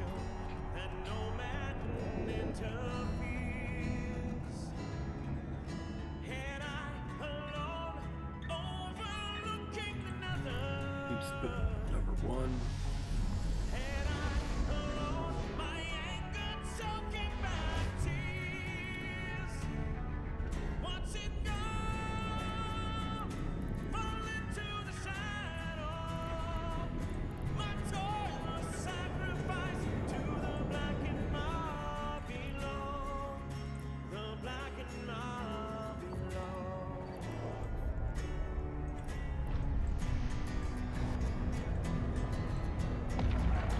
I gotta get that paint job on.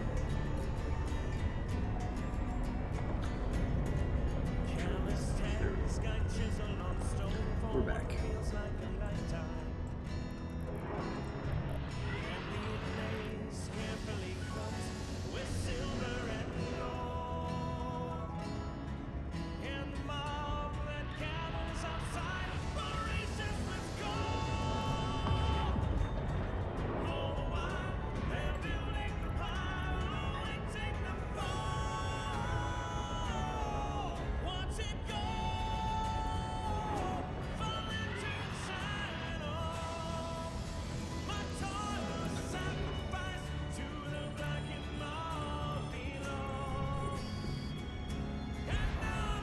One.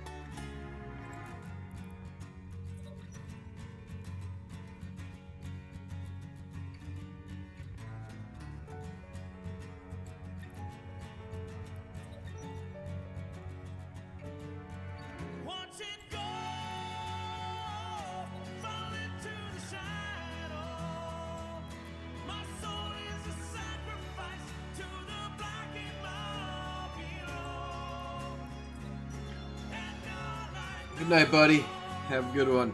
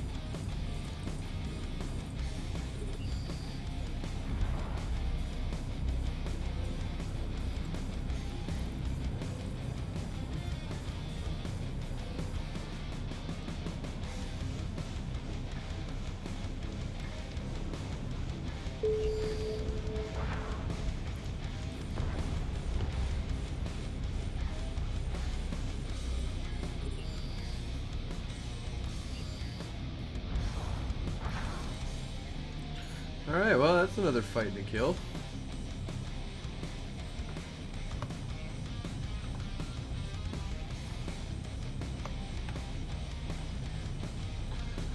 Alright.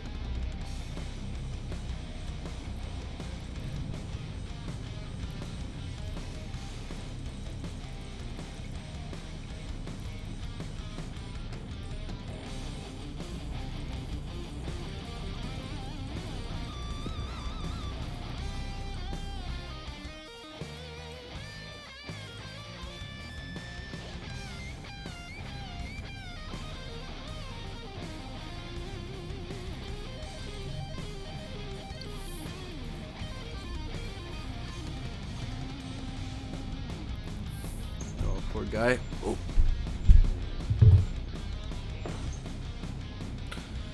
Can't jump up on there.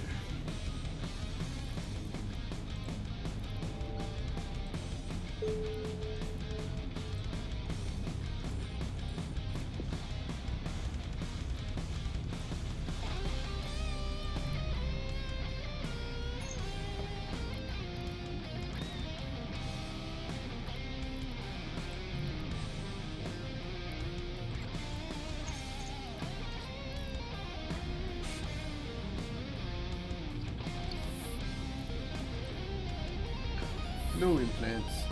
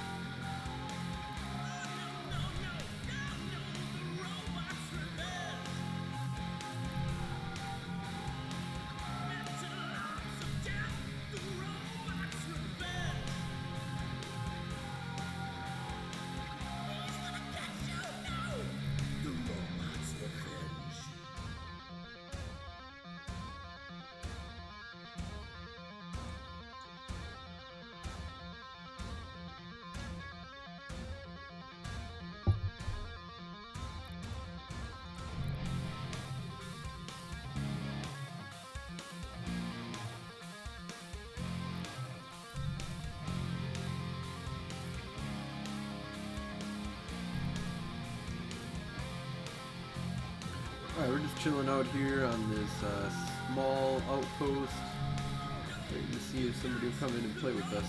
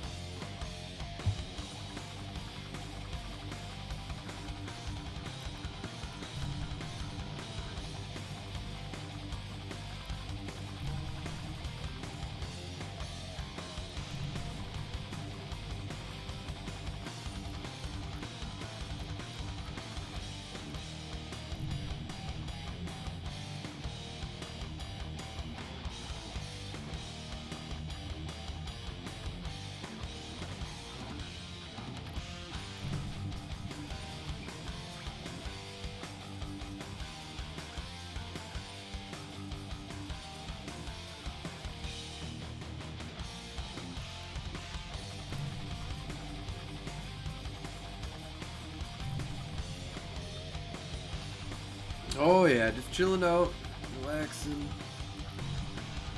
Run this Plex here. And see if anybody wants to come and play.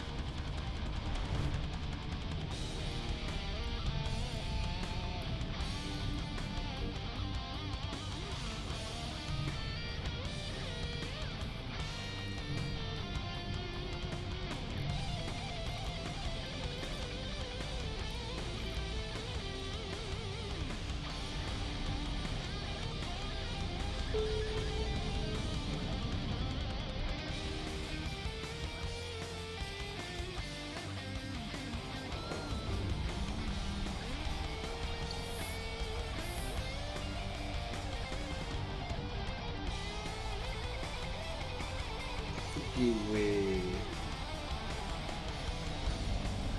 Get those dreadlocks out of you. Yeah.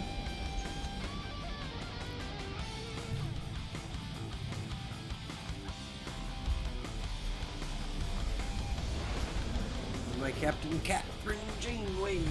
Captain Catherine Janeway.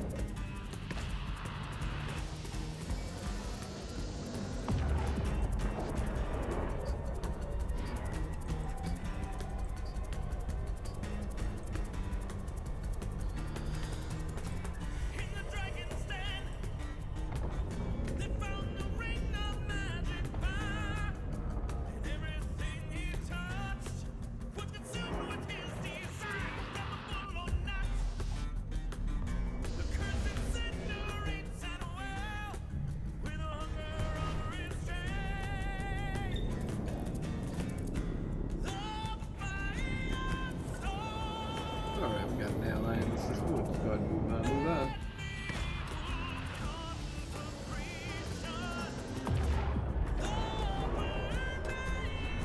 How's that sound to you all? Yeah.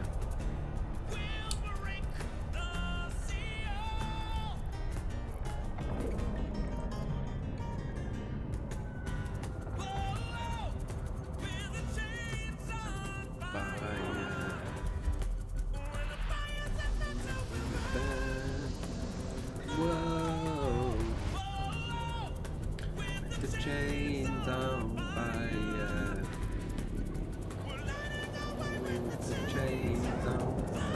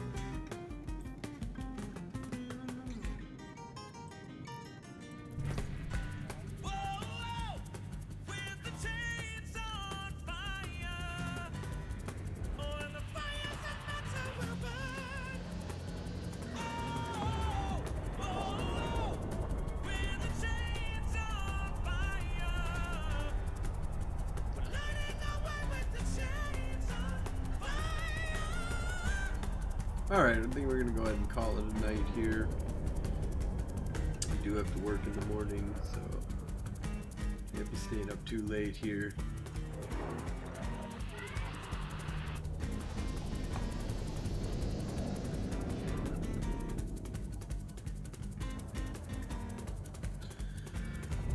Alright, fun times. Everybody have a good night.